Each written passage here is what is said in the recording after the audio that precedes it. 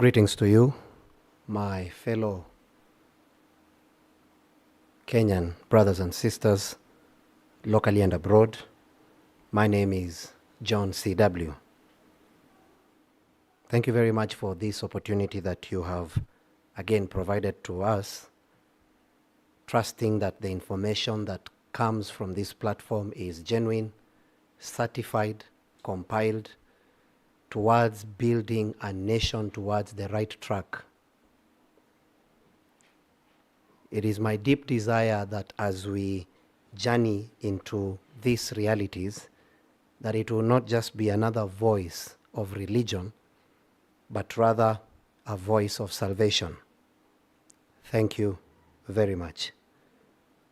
A lot has been happening within the Kenyan soil that is wisdom to echo words that can be able to establish a platform through which governance can be seen. It is my deep desire that as we take a few minutes and bring about this broadcast, it shall be transformational and change shall be seen. It is not a new thing what Kenya is facing, neither should it be considered old, but rather there should be an expressed view of every Kenyan within the Constitution to be heard in subject matters of what is happening. Talk of schools, talk of the impeachment, talk about governance, talk about all the matter of things that are happening in our nation. And I know and believe that it will be very important if we can be able to listen to each other rather than talking at each other. Would prefer that it is very important that we listen to one another, and it is very vital. By this, we will assure Kenyans that our voices are being heard. We'll assure our people that our words mean something, and that at the end of the day, it's bringing glory first to God and second to the people of the soil of Kenya. That is on the local matters. On international matters, we'll be discussing issues to do with Ebola. We'll be discussing concerning the quarantine zones. We'll also be discussing on matters that are happening in nations like South Africa. Is it xenophobia? We'll also be looking at Nigeria, matters that have been affecting the nation, and what the church should do, apart from the fact that we have several entities that tend to make it look as if we should shy away from the very same thing that is taking the heart of the nation. So my thought and my views are that the church should be on the front line to battle against any deformity that brings about a structure to be able to be established against the people of the country. Inasmuch as we have believers worshiping and praying, I also stand on the very ground that we should also have believers in the ecosystem, understanding the economics, just like Joseph being able to save an entire world through saving and such kind of things. And therefore, my appeal is to push the body of Christ to stop functioning religiously and start functioning as a kingdom. Within a kingdom, there are several factors that make up a kingdom, and I've spoken about these 5 elements even in my book. 1 is the king, 2nd is his territory, 3rd is the citizens, 4th is the laws, and 5th is the culture. If you understand the kingdom from those 5 points of view, you will understand that as a believer, you should echo beyond crusades. You should echo beyond just conferences into economic platforms and forums that can be able to bring about governance to a nation. Need I remind you that when as a nation or a generation was about to be forgotten, it was Joseph that stood up and offered economic solutions. He was not sent there to prophesy like a prophet. He was sent there to prophesy economically. He understood how to interpret the dream economically, not just another conference, not just another pastor's retreat. No, it was an economic problem, and it took a man of God to be able to save. Need I speak about Daniel?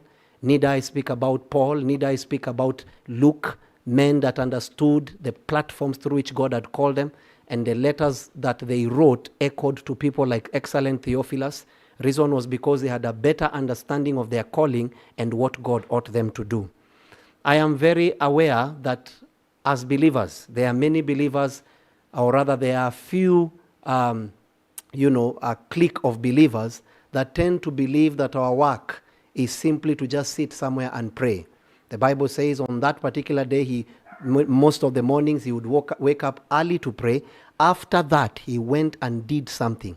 Prayer is not what does the thing. Prayer is what reveals God's mind concerning a situation. Then you step out and implement. The Bible says, pray that the Lord of the harvest will send. So what does prayer do? It makes God send. There is still something being sent after you have prayed. So believers have been taught to believe that after you pray, it is that prayer that is going to do. No. Pray that the Lord of the harvest will send in laborers. Believers, please comprehend the things we try and teach you. Prayer sends laborers. So when you pray, God sends a group of people that are willing to labor politically, economically, socially, religiously, financially, in all the 7 mountains to see that their labor, there is a realm called labor, not prayer. Prayer brings about men that are willing to labor. In order for there to be transformation in a nation, there has to be an equal amount of labor that the people are willing to put in. Inasmuch as they shouted, they also went round the wall of Jericho. There is a level of labor. Inasmuch as the fish had the coin, Peter put in what was needed to catch the fish. In as much as you want to look at the word labor as not a kingdom word, at least you have understood it from that point of view. Labor is not necessarily overworking. Labor simply means that putting in your hand to that which should be able to change. In actual words, it's called supernatural. These are two words. It's not one word. It's super and natural. In order for there to be the word supernatural, super does not work alone. There has to be a natural element that is willing to partner with super, and there has to be a super element that is willing to partner with natural. So God is not going to step out of heaven and change the situation. No. If it means you planting trees, God already provided the trees. Super, you did not create trees. Super already made sure that the trees are available. Natural goes ahead and plants the trees. So these two platforms must work together in order for what you call a miracle to coexist with the natural realm. And I'm requesting that the body of Christ changes their point of view and the perspective, and which we are willing to challenge it. Not that we are challenging fathers, no, but it's not always the jawbone that fights the enemy. What worked in 1970 might not be what will work in our generation today. So just like Samson, after the war was done, the Bible says he threw away the jawbone. As we begin our interpretation today of the Constitution concerning matters finance bill, we have taken our time to look at this finance bill, not just to pray about it. We have prayed about it, and also taken our time according to the scripture when the Bible says that it is very important for us to understand that those who study show themselves approved. The Bible says study. Don't just pray, study. You pray, then God shows you what to study. Then after that, you become approved because of what you have been able to study. I pray that these elements of broadcast will be able to bring about symphony and about change into many people's minds so that they can be able to comprehend, and especially believers, what is our role in the transformation of an entire nation. Thank you very much. As we push towards several things, I think before let's look at the finance bill. Then I'll be touching a little bit on the former Deputy President, His Excellency Rigathi Gachagua. I'll also be touching on several matters concerning, the banning and the uproar in schools. I'll also be talking about how, and I think my media should look for it if possible, how the former CJ Maraga was arrested and how it's a shame. And also to see to it that people do not break the law in order for them. At this particular time, when you break the law, it becomes almost as if people are trying to fight for you. Let's not break the law and make it look as though everyone is bad for keeping the law. Remember, the police have a constitution to uphold. The people also have a constitution to uphold. Every single person should be able to play their role in order to make our constitution not null and void. So in front of you is a certain graph that we'll begin with, and I would like us to look at these matters very critically so that we don't make noise.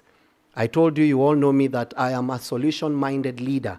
I don't believe in noise. I don't believe in, just talking and talking and talking, but rather keeping a record that can be able to change and bring about light to our generation.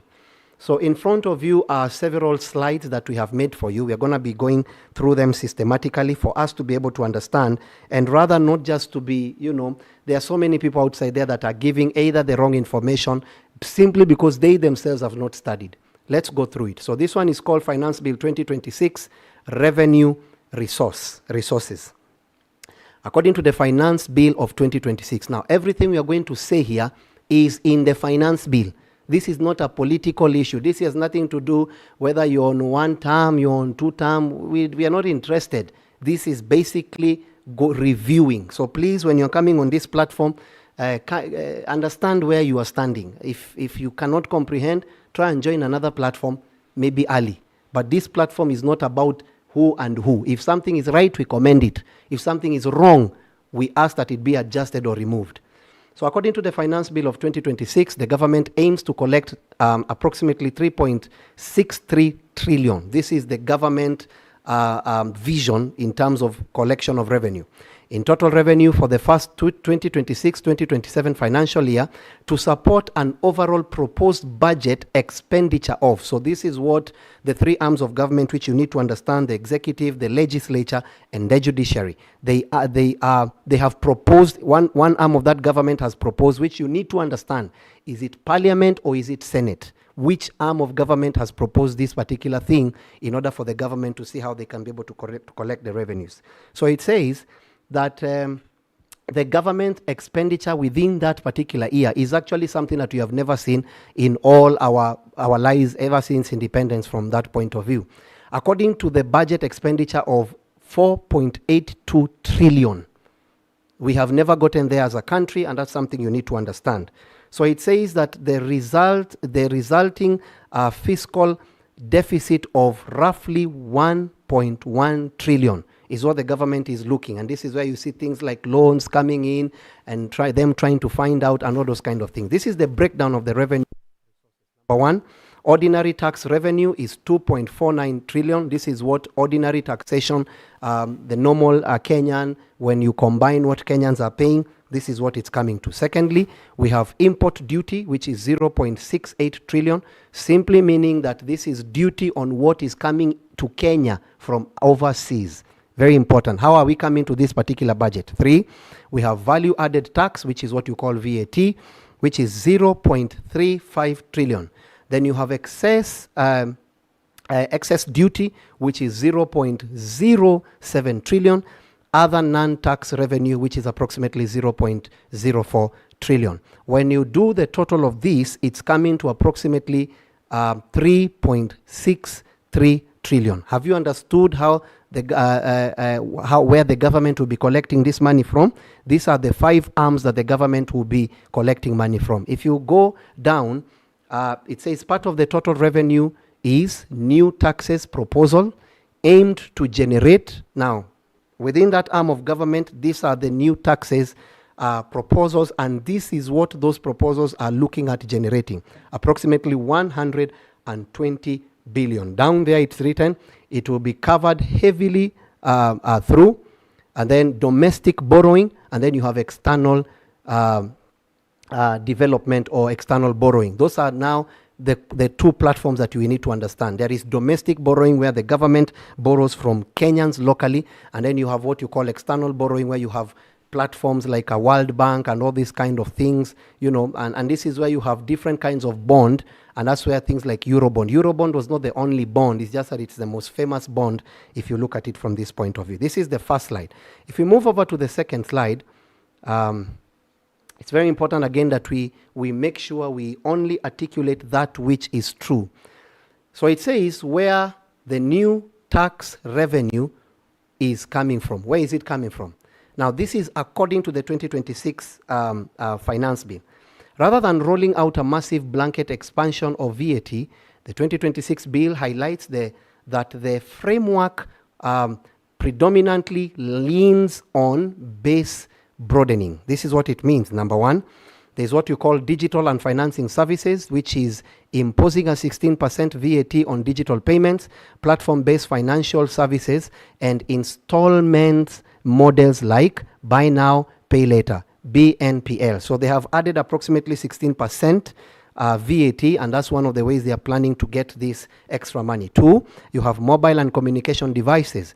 Increase in the excess duty on smartphones at 25%, collecting the revenue strictly at the time of network activation. Have you understood it? 3, there's what you call property and rentals. Now, in case you are here and you're in the property department, or rather you are here and you're in the digital and financial services, or rather you are here and you're in the mobile and communication devices, these are the kind of these are the things that will be affecting you within the new tariffs. Then, so if you're in the property and rental, reversing previous cuts by raising the residential rental income tax from 7.5, that is what it was prior. Right now we are dealing with approximately, the new proposed bill is 10%. So if you are in the rental and property and rental, you need to understand that this will be the new percentages of taxation. It was initially 7.5%, now it has moved. So if you do not you are not dealing actually with what you call property and rentals. You might make noise because you do not understand what this simply means. A hike from 7.5 to 10%. You might not really understand. If you are here and you are not in the business of mobile and communication devices, you might not understand what 25% tax look like. Or rather, if you are here and you're in the digital space, which is approximately 16% VAT, you might not really value what the issue really is at this particular point. So let's understand this from everyone's point of view. Then you have what you call the informal sector, which actually carries a very, very vast majority of business people. It says informal sector taxes, introducing a mandatory upfront advance tax on second-hand clothing, which in actual word is what we call mitumba, importers calculated as at final tax of 5% of the customer's value. So those of you that are dealing with importation of what you call, which is actually the formal sector, among them is now what you call mitumbas, there will be an increase of approximately 5%. Very important for us to understand. Now, is that good for the informal sector? Well, as a government, yes, but as informal sector, no, simply because that tax will raise the amount of money the normal mwananchi buys for. Which approximately, you all know, over 50% of Kenya is living under $1 a day. So basically, we are all, that level of people is depending on this kind of outfits. I would prefer that instead of importing mitumbas, we can be able to make this particular clothes here. If the government can do more support to this informal sector sector people, we can be able to produce this locally and see how we can raise a competition around this so that people that are importing do not have a real reason of importing. I actually know that the things that are being imported from China, they are not necessarily the best. They end up removing specific things and then they bring, substandard things here. So that's what the informal sector taxes will be looking at. Then you have what you call cross-border transactions. Now, in case you are here and you have been doing a lot of cross-border transactions, this is very important for you to be able to understand what does it mean by cross-border transactions. Now, listen to this very carefully because it's going to, help you somewhere. Broadening capital gains tax nexus rules for non-resident investors transferring shares that derive value from Kenyan property. So in case you're doing a lot of cross-border transaction, Kenyans, there is going to be a shift of what you actually know. So it's very important for us to understand. There's something I want to read there. It says, rather than rolling out a massive blanket expansion, which I'd already read, the VAT bill highlights the framework predominantly leans on base broadening and targeted hikes. So these are the kind of hikes that you'll be looking at in the event you are dealing with digital and financial services, or rather you are dealing with mobile and communication devices, or rather you are an investor in this, or you're an investor in property and rentals, or rather you are an investor in the formal sector taxes, and or rather you are an investor in what you call cross-border transactions. These are the kind of new platforms that will be. Is there another slide? These are the new platforms. Now we have the third platform, which is very important for us to look at. And again, we take a lot of time to, to look at these things so that we can be able to be knowledgeable as far as these realities are concerned. We don't just talk and say this finance bill is wrong, this finance bill is right. We are not here as politicians. No, that politicians, the season for politicians is coming to an end. The season for politicians is coming to an end. And I want to say that categorically. We are in the season of leadership. So may the Lord help us. Finance Bill 2026, items to move from zero rate to tax exempt. Now, in as much as you have other platforms that are bringing about, the tax has gone higher. You've seen among them is from 7.5 to 10%, which is property. You've seen the one for, devices and stuff like that. You have seen different kinds of them. There are actually items that are moving from zero rate to tax exempt, which you need to understand it. While both tax exempt and zero rated supplies result in no value added tax VAT being charged to the final consumer, the fundamental difference lies in input tax recovery. So in as much as both of these ones to the final consumer are not, they don't feel the weight, this is where it changes the whole concept. Zero-rated supplies are taxed at 0% and allow businesses to claim refund on VAT paid on business expenses. You need to understand that. Whereas exempt supplies are entirely outside the VAT system, meaning no VAT can be claimed back. You need to understand the difference. So within the zero-rated supplies, you can claim refunds on the VAT. But when you talk about the one for VAT, you cannot claim. If you file nil, you do all those kind of things, you cannot go and claim that this is what I use for me to get it back. So it's very important for you to understand that. So for example, let's look at the case study of cane. And I'm not talking about the one in the Bible. It's basically sugarcane. Transport from farm to factory. Then you look at feeds, inputs on or raw materials purchased to manufacture feeds. Then you have what you call medicine, inputs on raw materials. Then you have phones, locally assembled, manufactured. Then you have 5, transport, electric buses and bicycles, a select category of motor vehicles. So it's very important for us to understand. Down there it's saying that this shift from zero rating to tax exemption will help simplify the VAT system, reduce compliance cost, and support key sectors of the economy. Let me repeat that again for you to understand. This shift from zero rating to tax exempt will help simplify VAT system. It will help reduce compliance cost. So what does it mean? In order for you to comply, there is a cost there. So this particular system will be able to reduce the compliance cost and support key sectors of the economy. It's a good thing, yes. Lower cost, number 1. 2, boost local production. 3, create jobs. And 4, sustainable future. Is it a good thing? You can understand. Promoting local production. Tax exempt simply means promoting local production, introducing cost and supporting sustainable growth. So if you talk about tax exempt, it simply means you are promoting local production. So if we go this particular way, we are encouraging many people locally to be able to produce these things rather than importing them from abroad or different parts of the nation. Very important for us to understand that. Next. Now, clarification, very important for us to understand. We all know that John Buddy, okay, let me just read it for you. So here we have a gentleman called Clarification on the Contented Clauses by C.S. John Buddy. Now, this is what John Buddy looked at.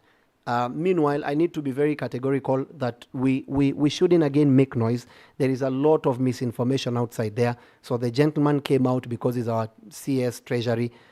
He came out to try and balance the whole thing so that we don't have rumouring. And I'm thinking that if the government can be able to contain information before it gets to the people so that the government tends to say the right thing, because if you keep waiting for social media, it's going to blow out and it will be all your fault. This is what it means. C.S. John Buddy, Treasury Cabinet Secretary John Buddy has issued extensive clarifications regarding the Finance Bill 2026, assuring Kenyans that the bill is not a repeat of the withdrawal of the withdrawn 2024 legislation. So many Kenyans felt like the budget that was withdrawn, the bill that was withdrawn in 2024, the government has simply just, come up with a same thing but a new face.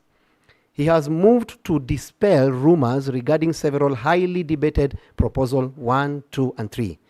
Key clarifications of the Finance Bill 2026. It says, clearing misinformation, building trust, and focusing on growth. Why would you even be clearing misinformation? Sometimes I feel like the government always comes late.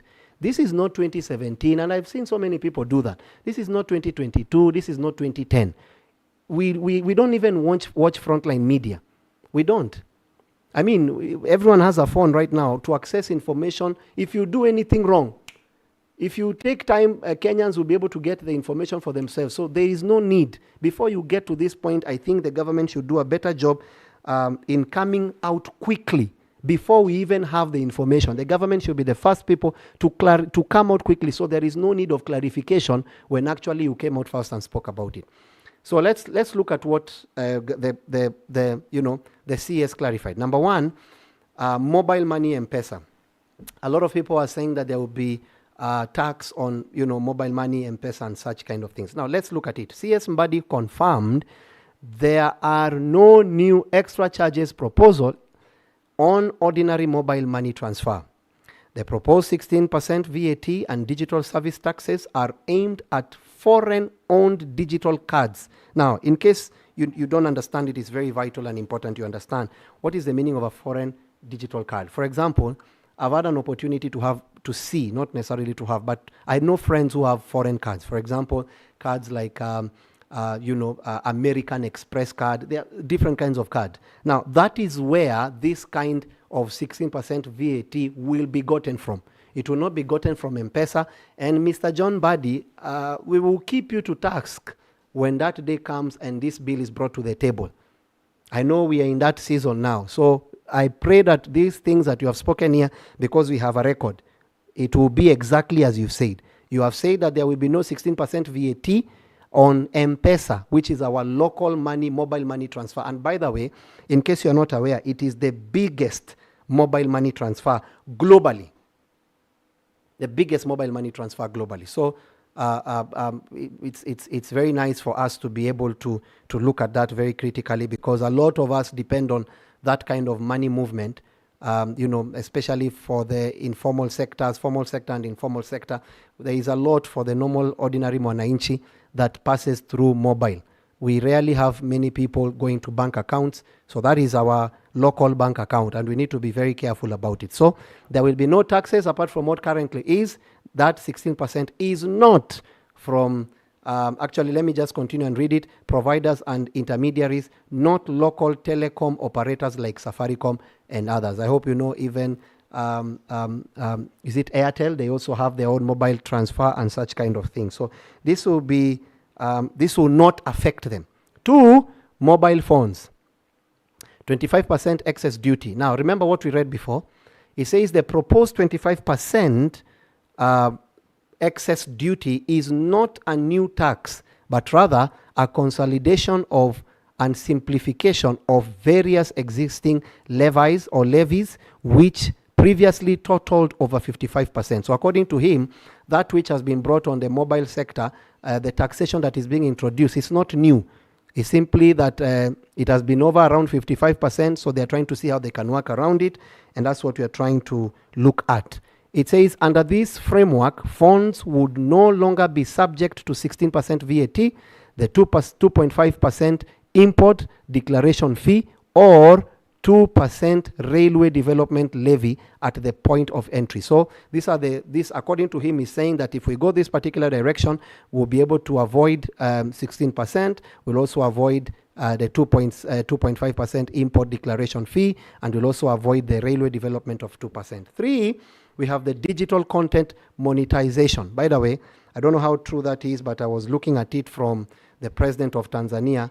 I think he said that the Kenyan content creators should not, they are not welcomed in Tanzania.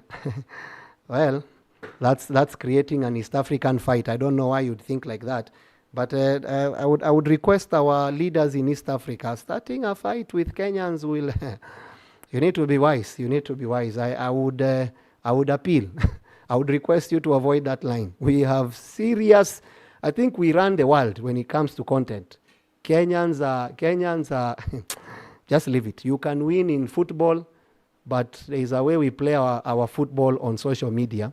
So I saw the Tanzanian president. I would request you to look at that again, because it might not be wise of you. Why? We love Tanzanians, and we know that Tanzanians love us. And those people that try to make it look as if Tanzanians or Kenyans are fighting, what are we fighting for? We can never fight. We are brothers and sisters. If anything happens here, we are coming to Tanzania. And if anything happens in Tanzania, Tanzanians are coming to Kenya.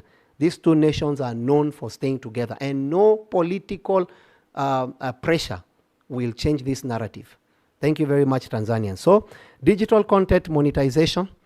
This is what is mean. Mbadi strongly refuted claims that the bill introduces a 5% withholding tax on income earned by digital content creators, clarifying that this is not part of the bill. Now, Mr. Mbadi, you be rest assured, we have these testimonies.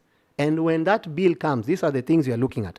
Because there is so many content creators, and I hope you've seen that the Kenyan content creating platform has, a lot of young people have come out and they are literally making money through social media. And therefore, we should be very wise not to stir up the honey while the, what do you call Nyuki? The bee. While the bee is inside, because definitely you are getting sting. So, Mr. Mbadi, make sure you keep to your word. Fourthly, it's land and property, what we had read before. Let's look at it. It says, he dismissed the rumors that the government intends to convert freehold to leasehold. Now, what does this mean? Now, look here. I know there are very many Kenyans that I literally understand the game of, to the real estate circle. So I understand a little bit about property. Many Kenyans do not understand how that system works. So this is how the system works. And many people, by the way, when they are buying property, they do not understand what you call a green card, or secondly, they do not understand what you call leasehold and freehold. So there are two types of land when you're about to buy property. Please make sure you look at the information. Don't just run and buy a car. I was trying to talk to some of my children, some of my brothers in the body of Christ, or rather my spiritual sons, those that God has helped me to mentor them over the years, that when you go to buy a car, you are not just buying, you are not looking at the body. You know, some of us have driven public vehicles for years. I think my not to claim I'm old, I'm just trying to show you how long I started. My driving license is 17 or 18 years. Yeah, Felix, why are you looking at me like that? I can give birth to you. My driving license card, don't play. My driving license is, I think, 17 or 18 years old. So we understand how this system works. I used to be a matatu driver. I used to be in the taxi business. I understand. I used to be in the hiring and leasing of cars. So I understand how that system works very clearly. Now, it's very important for us to understand this. Very, very categorical. When you're buying a property, just like the car, you don't come and look and say, wow, this property is in a nice place. That's not how you buy a property. Just like one of my sons, he went and bought a car only for the car to, after driving it for a few days, the car is at the parking. How many months later? Why? Because you are buying face value, just looking at something from face value when you need to understand the dynamics. Property works more or less the same. When you're buying a property, there are properties that have what you call a 99% leasehold. You need to understand that. And most of these properties are properties that used to be, a coffee plantation, tea plantation, and then the government in a way gave a leasehold. Some of them, I know a friend of mine that has 999 years that he was given in the 60s.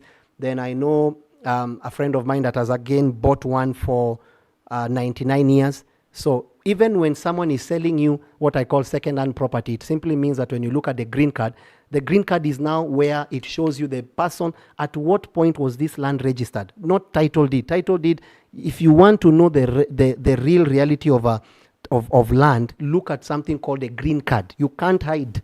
And that's what, after 2027, the people that will be in power will be looking at. If you have stolen property, let me not say much. Enjoy it while you can. So basically, that's what you need to understand. So the green card offers you a more broad platform to get to find out who was the original owner, is this property in the right place, and all those kind of things. Now, some of you buy property without checking within the leasehold. How many years are remaining from the time the property was given by that individual to you? Very critical and important that we understand that. So if it's a leasehold, how many years has it served, and how many years are remaining? Because I know a friend of mine, he did not check. The leasehold was remaining 3 years, and he built a house for approximately 40 million, around $400,000 plus dollars. And the lease was remaining, and we all know in Kenya, especially we have seen a lot of people, which I do not agree, especially in parklands, this, what you call the Indians, most of the time their properties, because of they understand this leasehold issue, most of the time people in power end up, because of the location of the property, they end up playing games with them and refusing to renew. We understand all that system, which we'll be dealing with ruthlessly. They should be given in, which I understand, because I've dealt with these particular things for I've told you I have a construction company. I understand how these systems work. I've seen the games within this particular sector. In a leasehold, you need to study the property.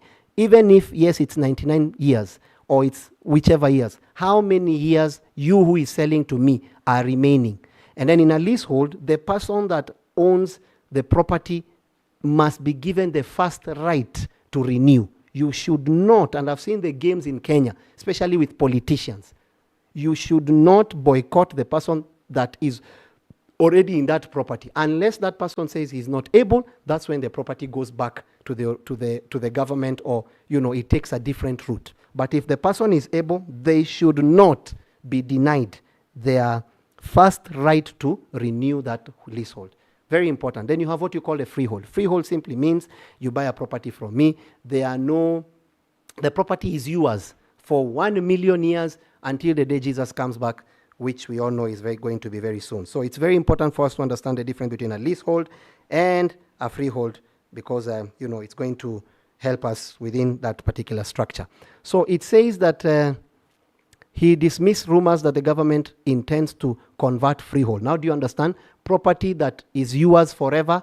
There was rumors that no one will have a property that is theirs forever. All properties will come either approximately under 99-year lease, and you need to keep renewing them. He said that is a rumor, and he clearly, stating clearly that there are no proposed taxes on land ownership, according to that bill. So in case that's what you're saying, Mr. Mbadi will be watching. The proposed amendment simply aims to technically separate and clarify how different interests like mining versus surface land rights, what happens, are defined under the income tax. For example, you have what you call, you clarify on like mining versus surface land rights. So there is, let's say, for example, you own land, and then all of a sudden gold is found in your land. You need to understand, as the owner of the property, there are rights that belongs to you also. So the government should not just come in and take over a whole system and not make it, favorable to the owner of the land. So according to Mbadi, these things are not true. 5 is what you call the rental income. Landlords, according to Mbadi, will now pay tax on gross rental collection, a move designed to simplify collection process and reduce disputes with Kenya Revenue Authority. So this is what it means. Now, when you are paid, there is what you call gross. Do you understand what is gross when you talk about gross and net? Do you understand? What's gross? Those of you that are watching, what's gross? Because you need to understand the difference between net and gross. So according to Mbadi, he's saying landlord will now pay on gross rental collections. Gross, not net. A move designed. So understand what is gross and how it's going to work for you. Okay, we are done with this one. Moving on. So it's very important for us to understand. Is there another one? Good. Now listen to this very importantly. We are about to finish so that we can move to other things. Okay, expenditures proposals. So this is how, they are looking at this particular money proposed to 4.8 trillion on expenditure, recurrent expenditure of 3.5 trillion. So you need to understand recurrent expenditure is around 3.5 trillion. And the money that the government is planning to raise, this is how the money will be spent. Please listen very carefully. Very, very importantly, that you should listen to how this money will be spent. Number one, we have what you call housing. We all know, you have the housing levy and all those kind of things. So the government is planning to spend 135 billion on what you call a housing project. So we are now looking at, proposed use of this particular money and in regards to the recurrent expenditure. Very important that you understand. Okay, secondly, within that money, this is how it will be distributed. 135 billion on housing, 2 national security, which takes quite a lot, which is 566 billion from that money. Then you have education, which actually takes the biggest amount of our budget. And I still do not understand why we still have, with such an amount of money, 600. And can someone find out how many schools, registered schools, do we have? If you just get this information, it can help us clearly.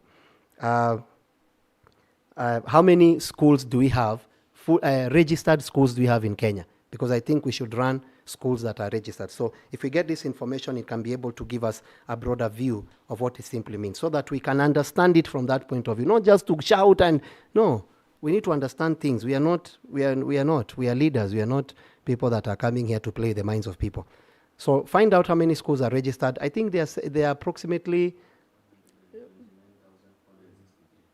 129,000. So can you divide?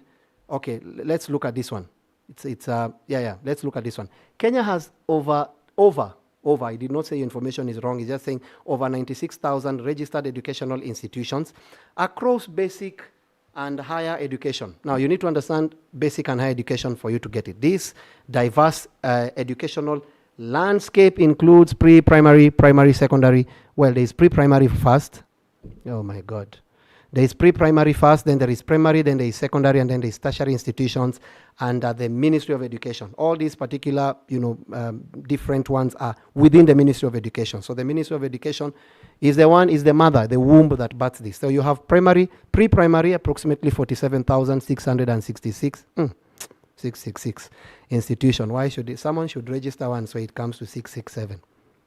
Then you have primary schools, which is 35,570 institutions. Then you have secondary schools, approximately 10,750 plus institutions. Then you have higher education, which is approximately 2,700 plus TVET. You all know the body that deals with that. Colleges and 78 charactered and accredited universities. 78 accredited university.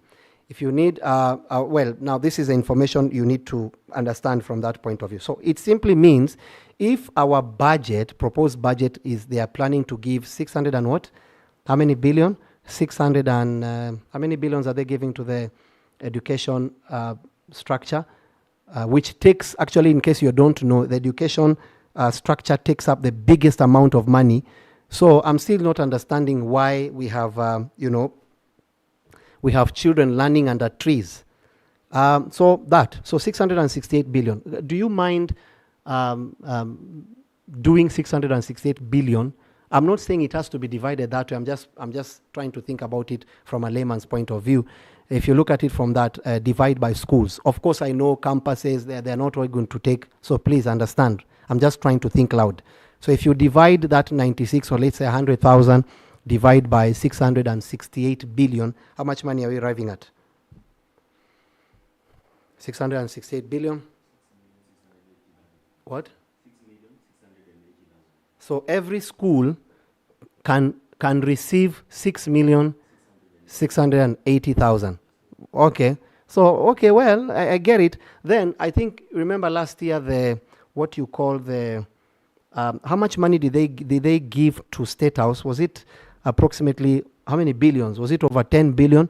And then how much money? Let's look at it. And then they gave approximately capitation was 3 billion. 3 billion capitation. Why would we do that? Why? I mean, if we have 668 billion, our schools should have a better learning facilities.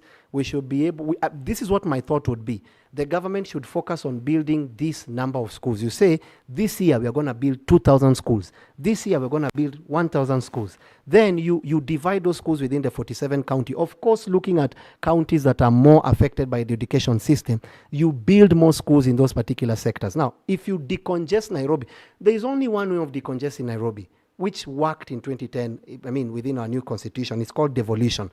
If we literally implement, personally, I used to stay in Nairobi, but I'm no longer staying in Nairobi. Why? If we can have government facilities push towards the rural areas, people don't need to go to deal with IDs. Things should not be happening in Nairobi. Then you can have the 4-5 million people decongest Nairobi. People will actually go back home. It will be cheaper because they will be staying back in their villages, but they can still access. Malls are there, petrol stations are there, schools, great schools are there, whether private or public. If we build more away from Nairobi, then we are able to decongest Nairobi. And if we do so, you'll have more people able to afford. But if we have specific services, you have to come to Nairobi. Like, for example, referral hospital, the biggest referral hospital in East, I think, and Central is in Kenya. Where is it? In Nairobi. But if you say that approximately 3 billion is lost, or 4 billion or whatever is lost every single day, it simply means we can make, in 1 year, we can have Kenyatta National Hospital in almost every county. And if you do so, then you have the doctors having an easier time, because sometimes doctors end up neglecting the people. Reason is because either they're overwhelmed. So if we do that and create like 47 Kenyatas in 47 counties, there will not be need for you to be referred to Kenyatta National Hospital, meaning we reduce the death rate of people. Can you imagine how many people die? My biological father died there. I understand what it took to move him from one county to another until he passed on that particular place. So many people move on transit. They die on transit. So we can stop a lot of transit deaths. Do you understand that? Secondly, what will it do if we devolve Kenyatta National Hospital? The best nurses, among the best nurses in America are Kenyans. Doctors that have left Kenya for greener pastures, then Kenya will be the green pasture. It simply means we'll be able to bring our people back home. Why? We have better pay for them. The people will be able to access better medical health care. Do you understand that? I don't know if you're making sense, but very important for us to understand this. But if you have a whole, state house enjoying billions of shillings, and then you have capitation of approximately 3 billion. I mean, if you do that divided, you're talking about 14, 13 shillings per term, per child. Really? What a game. We just need to find the cartels within that take this 668 billion. If this whole 668 billion goes to the education system without cartels, now you have the Higher Learning Board, you have the institutions that offer help. You know the help. Most of the people in campus, I understand the system. I'm in campus. So many people are learning through help. Other people are boycotting because there are different kind of things, and we can avoid it. Literally, I'm pushing for free education. Totally free education, all the way from 0 to, and then the government should make sure that the schools are the best, so no one has a reason to take children to private school. Anyway, let's keep talking while our children with such a budget are still drinking porridge for lunch. What a shame. And then we say education is the key of tomorrow. Who wants that kind of a key? When the teachers, people go to campus to be paid 20,000, 30,000, and they make presidents, I saw the picture, a video of our Kenyan president. Looking at him, he met his former teacher. If you just look at without that teacher, he'd probably not be the president. So we need to review the amount of money that goes to doctors. We need to review the amount of money that goes to teachers. People that without them, there is no nation. There is a nation without politicians. You be rest assured. Make no mistakes about it. But there is no nation without a teacher. There is no nation without a doctor. So when you see a government, gambling with doctors are striking and the government is gambling, and you see teachers striking and the government is gambling, you are gambling with the next generation. So may the Lord give us wisdom for us to be able to understand these things. So we have 668 billion. That's the money that they plan to give to education. Then you have defense. Very important. You need to understand the difference between national security, which has something to do with police. Then you have defense, which is now military and stuff like that, which they are planning to use 250 billion, which is actually national security, totally separate. Sorry, national security 566, defense 250. Then you have the police, 144 billion. Police, 144 billion. The worst people that are living in terms of living life are policemen. I heard someone say he was mad, and he says our policemen, they live in a cup. And it's not World Cup, because I understood what he said. They live in iron houses, those ones that are almost like they look like is it called manyatas? And then you give that person a rifle. Why won't he kill you? Why won't he give the... And by the way, in case you're not aware, these policemen, most of them, they give these guns at night to thieves. They're the ones that hire the guns, 5,000. Before we got born again, there is where we were. Some of you think we just fell from heaven and we were singing, hallelujah. No. We were worse people. Oh my God.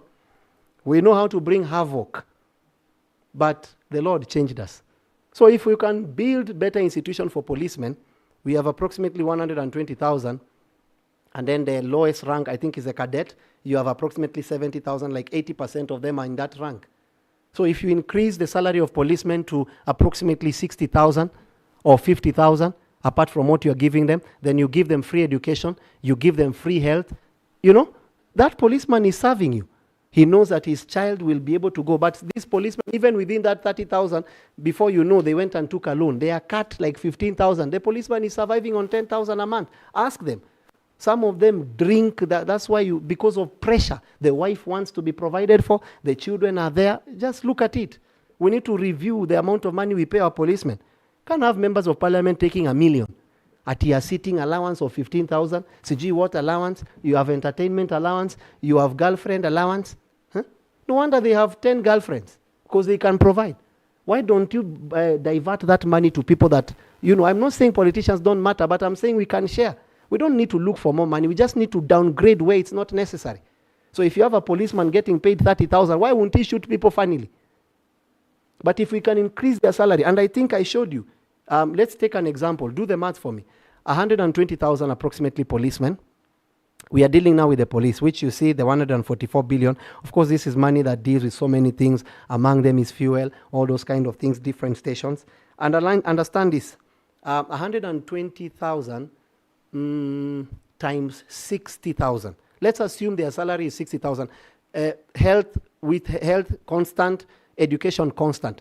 Believe me, if you tell this to policemen, try and tell policemen this is what to be catering for. Kenya will have no thieves. But you cannot send yourself and your salary, after taking the loan, your salary is 5,000. Who will die for 5,000? How much money? We need 7.2 billion. That's the budget we need. 7.2 billion times what? Times 12? That's monthly, right? 7.2 billion times 12? Times 10 is 70, times that's 80 what? 86 billion, 86.4 billion. Look at the police. That's 140 billion. Raise their salary. Of course, I know there is expenditures, there is what, running of stations. I understand all those kinds of things. I'm a leader in my own capacity. I don't just pick things for you that know me. But if we're able to raise, then it can be able to serve these people well. But it is these people that most of the time you find that people tell you they take guns from this. And I'm not saying that policemen that do that, they deserve it. No. All I'm saying is that our policemen deserve to be treated better in order for them to give better services, raise their income. These houses you are building, let us first build for our policemen. Wache kuishi kwa vikombe, as the gentleman said. Give them a decent life. Let them know that my child from primary to high school, they are being catered for. Give them better medical facilities. But when we say these things, people do not want to hear. So that's what we need per year to settle our policemen. And this money can be found here. You can juggle 1, 2, 3 things. Isn't it amazing when the government wants money for something, it will be found. For example, the other day fuel went down. Find out how much fuel it is for me now. The other day fuel went down, I think, with 10 bob or so. Where did you get that money for fuel to go down?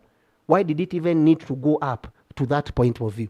So where do you get this other money? It simply means if we look at our priorities, we can be able to juggle here and there and get this money. Let us treat our policemen the right way. But if we have a bleeding policeman, you'll have a bleeding nation. And then you have a bunch of people that have most of us young people, we don't have much. So we don't know the power of security.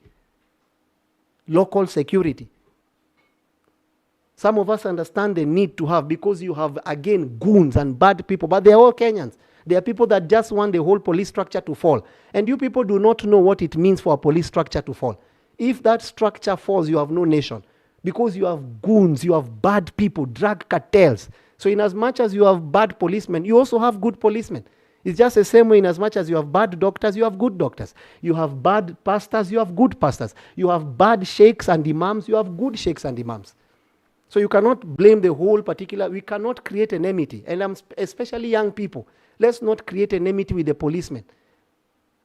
And to you policemen, stop just shooting people as if you have a master's degree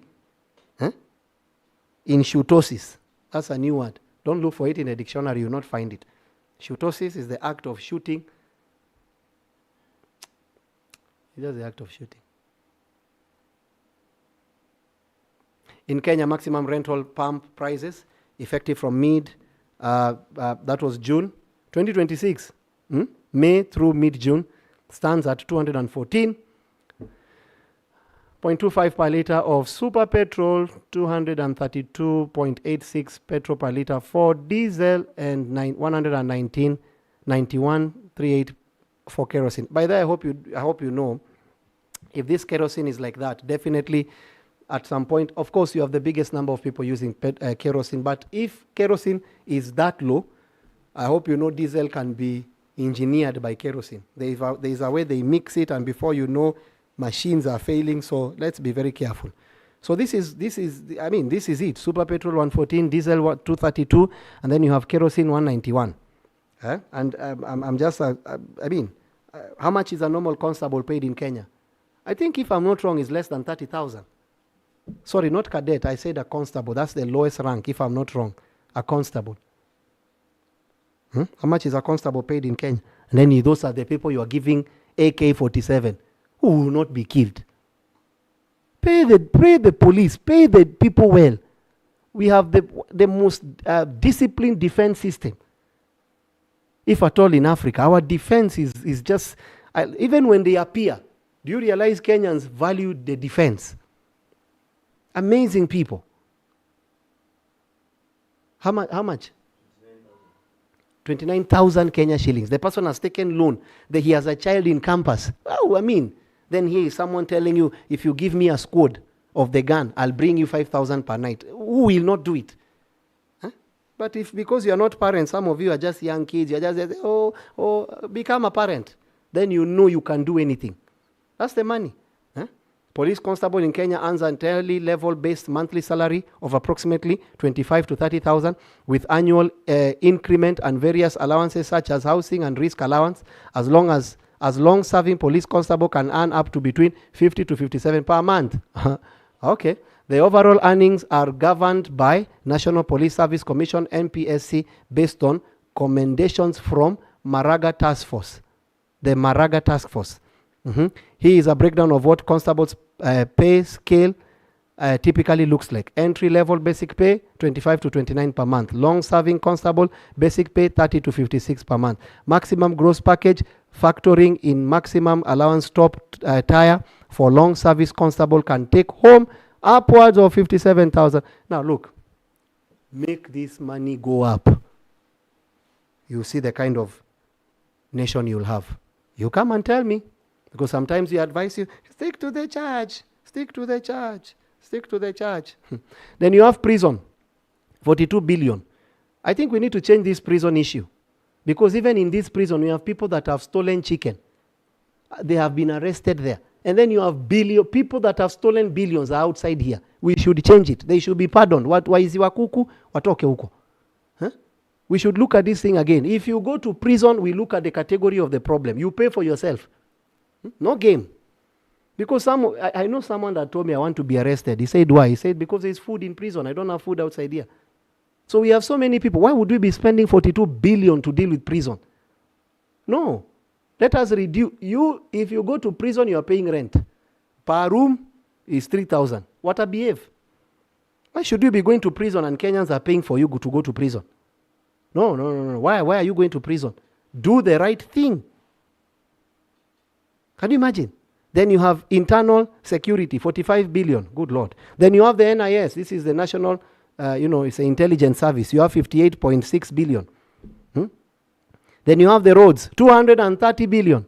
Roads, 230 billion. Do you know Kenya has approximately 10,000 kilometers of tarmac road, if I'm not wrong? 10,000 kilometers of tarmac road. Of course, you know there is what you call maintenance of roads and all those kind of things, which so many companies receive money for maintenance, and they don't maintain the roads. So 230 billion divided by 10,000 kilometers. Let's assume divide by 5,000. Let's assume you want to add, or just 3,000 kilometers. 3,000 kilometers. How much is that? If you divide 230 billion times 5,000 kilometers, 5,000. How many kilometers will we build? Or rather, per kilometer is what? Hey, Yawa. No. Which kind of phone is that you're using? What I mean, so how much does 1 kilometer? Actually the expressway used over 3 billion, which it should be approximately what? How much should it cost to build a kilometer? 5 to 700 million? Check. But how much is it costing? Because we have cartels inside there. Don't worry.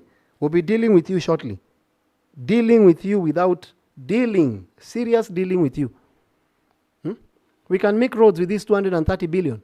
But on that money, someone's son has a deal, someone's brother has a deal, someone's cousin. Then you have agriculture. I hope you know 34% of Kenyans' GDP,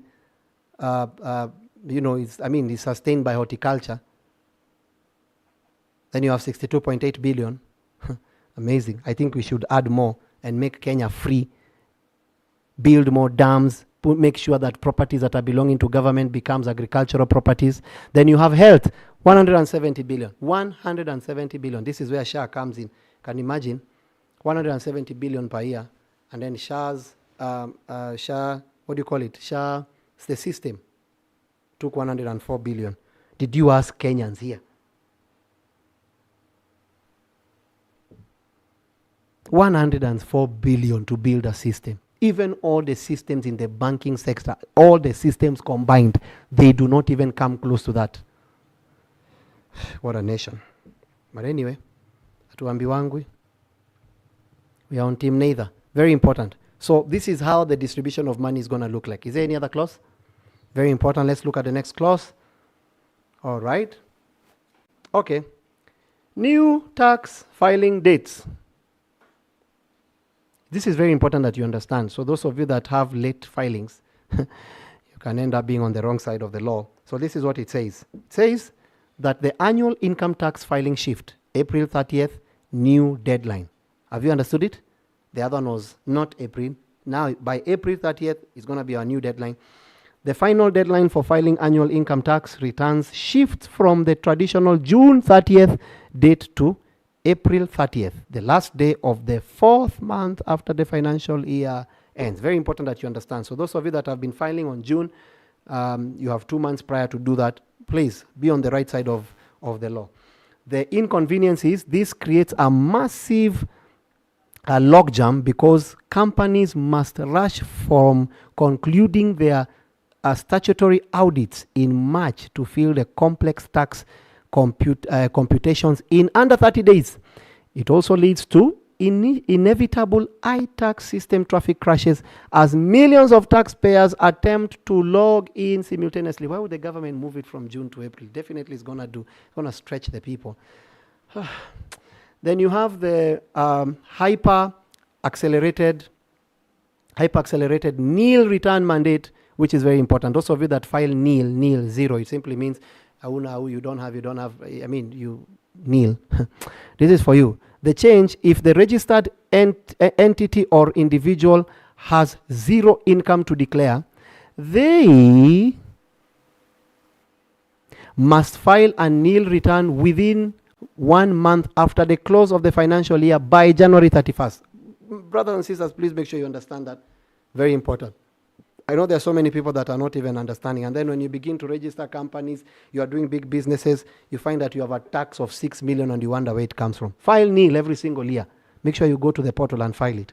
The inconvenience, forcing citizens to navigate compliance portals in January, right in the middle of school fees. Can you imagine?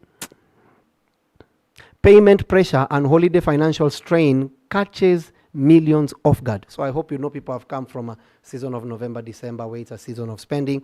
Then season of January, they're trying to take their children to school. At that particular time, you're telling people to also use that opportunity to register. It's not going to be sitting well with the people. 3, then you have the 5 working day withholding tax, WHT window within 5 working days. This simply means that the 5 withholding tax can no longer be bundled monthly. It must be computed, filed and paid within 5 working days. Do you understand that? It's no longer about month. It's within 5 working days of making a payment to the supplier or professional. So if you're making a payment to the supplier or professional, you are not going to wait for 1 month to get the money to pay. You are paying it within 5 working days. The inconvenience is finance departments are forced into a continuous cycle of micro-reporting, and standard accounting systems are not natively built for weekly tax. The kind of systems we have, they're not built to bring this kind of results on a weekly basis. Remittance, meaning mirror processing delays or invoice disputes constantly turn into legal defaults. Have you understood that? Very important for you to Very important. The penalty. This is the penalty. Companies, 20,000 or 5% of tax due, whichever is higher. Individuals, 2,000. So these are the penalties. If it's a company, you're paying 20,000. If you pass the 30th, have companies. If you pass the 30th, you're not filing, and if you pass the 30th of April and you have not filed for the company, you're going to pay 20,000% or 5% tax due for what you have. Secondly, if you're an individual and you do not, within that, and you do not, you're going to be charged 2,000 Kenya shillings, critically a compounding late payment interest of 1% per month accumulates indefinitely on any unpaid tax balance from May 31st onwards. Did you hear that? So every single month you're going to be added 1% of what you should be paying. Let's say, for example, you're paying $1 million. What's 1% of $1 million? 10,000? Yeah. So definitely you're adding another 10,000. So pay on time, very important. Okay, let's come to the hyper accelerated nil return. If you do not sign up for nil, like if you don't in the right time, register nil, as an individual, you're going to charge 10,000. So even individuals, please, brothers and sisters, I'm trying to save you money here. I'm doing a good job. You don't need to pay me. So if you're an individual and every year you're supposed to file nil, like nil, and you do not, munasikia nyie kina Murege, nawe producer, Gitwamba and all those people, Felix, all of you need to file nil. If you don't file nil, especially you here, and then you come and tell me, Bishop, give me something, and I've made this program for you and you refuse to hear, you're going to be charged an extra of 2,000 shillings as penalty if you pass the January 31st deadline, which you're supposed to have made a nil statement by then. If it's a corporation and you have a corporation and you did not file nil, you are charged 10,000 penalty because the iTax system locks accounts with unresolved penalties. Did you understand that? We normally use the iTax to pay, so it will lock you out. A forgotten nil return in January can freeze a business ability to get a tax compliance certificate. That's the thing. So it's an issue to deal with tax compliance. By the way, I hope you know it will even affect your bank accounts when they need this kind of documents. Then on this particular side of the 5 working day withholding tax, if you do not do that, the penalty is 20% of tax avoided, withheld. Oh my God. You don't need to go there. Why would you pay 20%? On top of what the KRA charges, principal interest, the back dated to the exact day the transaction occurred. Can you imagine you're going to be paying 20%? Why would you do that? Deadlines are shorter, penalties are higher. Secondly is plan ahead, file early, avoid costly default. Very important. That's according to the Kenya Revenue Authority. And I think you have seen their www.kra.go.ke. Go there and begin your route of saving yourself from these unnecessary penalties. Is there another slide? All right. You see the way we have done a lot of work to bring this information to you. The clauses dealing with foreigners. Are you a foreigner? Listen closely. Are you a person trying to bring a foreigner to Kenya? Are you married to a foreigner? This is what the new proposed bill is going to be dealing with. The targeted measures in Financial Bill 2026 for foreign investors and offshore entities are structured into 2 distinct categories. 1, strict enforcement measures designed to maximize tax extraction. And 2, favorable what? Incentives designed to ease administrative burdens and attract capital. 1. Now listen to this very carefully. I think you can already see it from my my screens there. I don't know why they are there. All right. Thank you very much. So 1.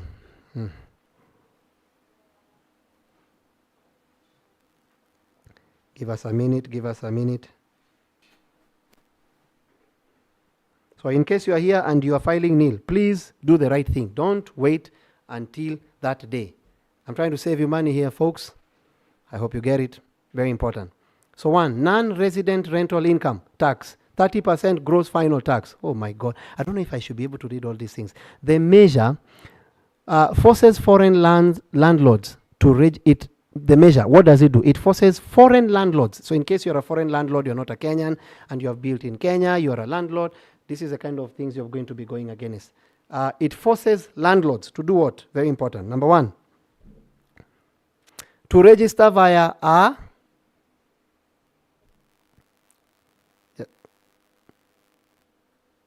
okay. So you can see the information right there. I think we already have the information on your platforms. I'm assuming you'll have enough time to be able to read, so that you can be able to capitalize on this particular thing. So if you are a foreigner, this is your clause. This is what the new proposed bill is going to be dealing with. So please do not be found on the wrong side of life. Make sure you follow through, so that I'm trying to save you money here.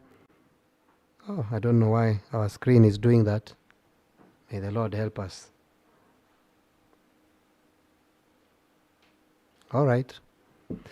He says the measure, it forces foreign landlords to register via a simplified digital portal and pay a mandatory 30% final tax on gross rental, not net. Gross. Very important you understand gross rental income for immovable Kenyan property land, and 15% on movable property by the 20th of every month. So definitely, if you are a foreigner, this is the amount of money you'll be paying. Why is it strict? It completely replaces the loose, easily evaded withholding tax system, one, by taxing the gross income rather than net income. Foreign landlords are legally barred from deducting maintenance, mortgage interest, or property management expenses, or lower their tax ability. All these kind of things are there. Then you have the offshore capital gains tax, the CGT expansion. Why is it necessary? The information is there. Then you have 3, the digital the digital economy and payment network withholding up to 20%. Very important for you to understand. So please make sure you get that. 2, favorable and concessionary measures easing compliance. These clauses lower specific tax rates or eliminate the bureaucratic red tape to keep Kenya an attractive destination for foreign capital. So this is very important to understand. 1, the PIN exemption for portfolio investors. So you all know that you need a PIN as an investor, as a foreign investor. So within your portfolio, you no longer have that. What does it mean? Amends the Tax Procedures Act to entirely exempt non-resident individuals from acquiring a KRA PIN when opening, trading, and custodial accounts with local investment banks. So you no longer, if you're a foreigner, you're no longer needing a KRA PIN in order to do that. Why? It favors them. It eliminates measures, massive administrative bottlenecks. Foreign portfolio investors can now deploy capital into the Nairobi Securities Exchange, which is the NSE. I hope you understand that. Instantly, without navigating lengthy KRA registration process. So if you're a foreigner, you have already avoided all these measures. You can just go directly. Measures drops the primary headline corporate income tax, ICT, rate for non-residents mining license, oil contractors and subcontractors from 37% down to 30%. So if you're a miner, or you're doing the mining business, you're a foreigner, you have just been helped there from 37 to 30%. Why it favors them? It brings foreign mining and energy companies into what? Parity with local Kenyan farms, significantly reducing their baseline operation tax burden to encourage multi-billion shilling exploration projects. So this is very nice to our our foreign investors. Down from 37% to 30%, you have approximately 7% tax cut. So please bring your money to Kenya and let's mine. There's a lot of gold in, where was gold found? Is it Western? So there's a lot of gold in Kakamega or where? Vihiga. Yeah, so please, 7% of your mining is already been taken care of. 3, digital service tax. This is DST, very important rate reduction. Lowers the baseline of digital service tax for non-resident digital marketplace providers from 2% down to 1.5%. At least those people have enjoyed something. 0.5% tax. Why is it favoring them? While the bill broadens what it taxed in the digital space, it softened the blow by offering a lower normal rate to initiatives, international e-commerce platforms to voluntarily comply and file rather than geo-blocking Kenyan consumers. So this is very important for us to be able to understand. Thank you very much. Any other slide? Okay, legal requirements for both types of debt. Listen to this very clearly. Approved purpose. By law, public debt is intended only to finance development expenditure, not recurrent government expenditure. I don't know if you are getting it, Kenyans. Let me repeat it again. Approved purpose. By law, this is now law. This has nothing to do with John C.W. or your member of parliament or who you love. This is strictly by law. This is what it means. Public debt is intended only to finance development expenditure. So if there is a public debt, someone took debt, a government took debt, they need to show us what public expenditure, what did the debt go to do. This mentality of having euro bonds, do you know how many bonds, by the way? I have something to share with you. So I was following, and I remember, well, we're in school, I'm studying leadership management governance. So one of the things you do is that you do a lot of homework in terms of past and those kind of things that happen. I literally came to know, should I say this? Should I say this? Should I say this? There are different kinds of bond, and I need you to go and study.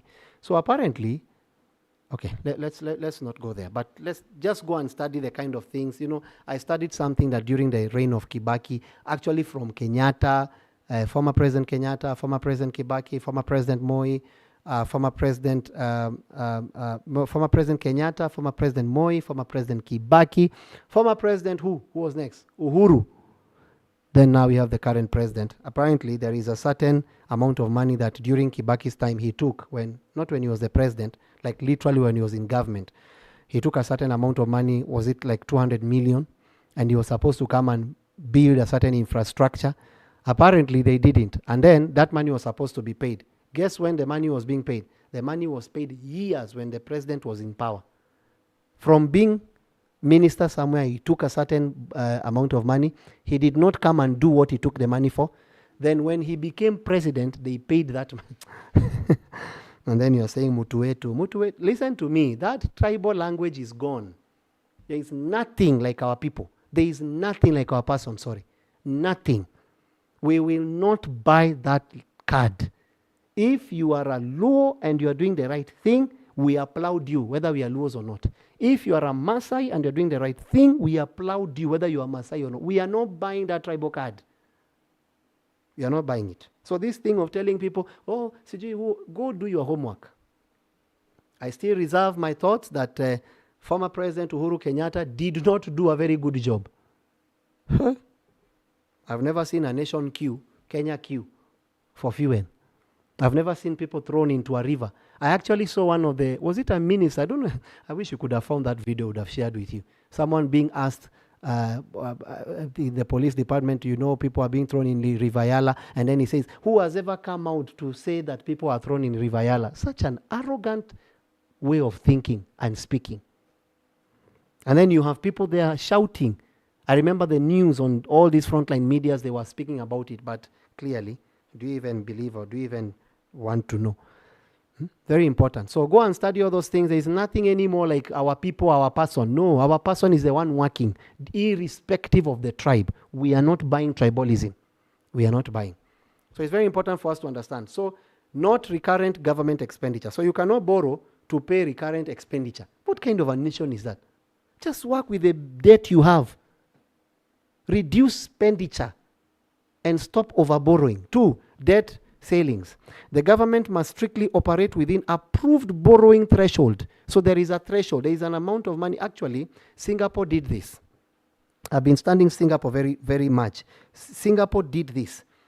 In Singapore, there is a certain threshold you cannot borrow. If the nation has reached that threshold of that percentage, you cannot borrow. Find a way to work with what you have. The government strictly operates within a borrowed threshold, historically regulated by specific legislation such as public debt limit set by Parliament and medium-term debt strategies. 3, oversight. The National Assembly must scrutinize and approve borrowing strategies to ensure the country is getting the lowest cost with a prudent degree of risk. I saw someone talking about the, what do you call it? By the way, I've passed there. I've not been in, but, well, yeah. It doesn't matter whether it's called Raila Odinga Stadium or Talanta Stadium. I even think it should be called Raila Odinga Stadium in honor of what, Honorable Raila did for all those for what he did to the nation. Of course, we all have our own points of view. The man has gone to rest, so we don't fight with the dead. So let him be given the honor he's due. So even if he's called, we shouldn't be arguing about names. It's what will be happening inside there. So apparently, conversation came out of how much money was borrowed concerning it and how much Kenya will be paying back. Oh my God. That is the kind of thing that now oversight needs to make sure that you just don't borrow. You need to borrow looking at where you are literally saving. You are not borrowing so that you can just get money and then most of this money is going away. So please, that's very important. Debt ceiling in Kenya, 55% of GDP.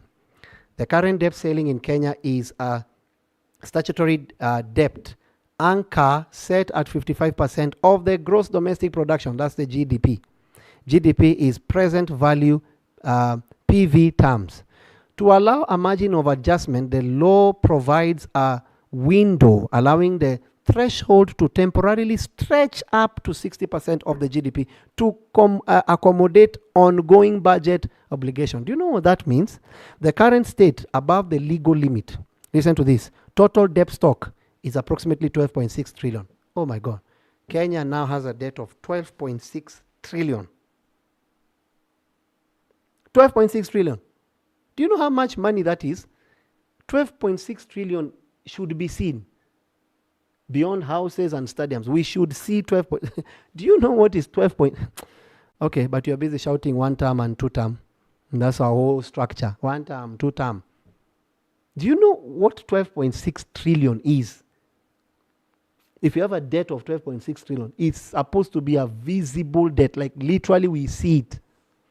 Anyway, but you're going to start your tribal language and start to talk about Mutuetu, our people, our person, our what? Okay. The absolute debt has surpassed, which is what? 12.6 trillion to 12.84 trillion, literally going up.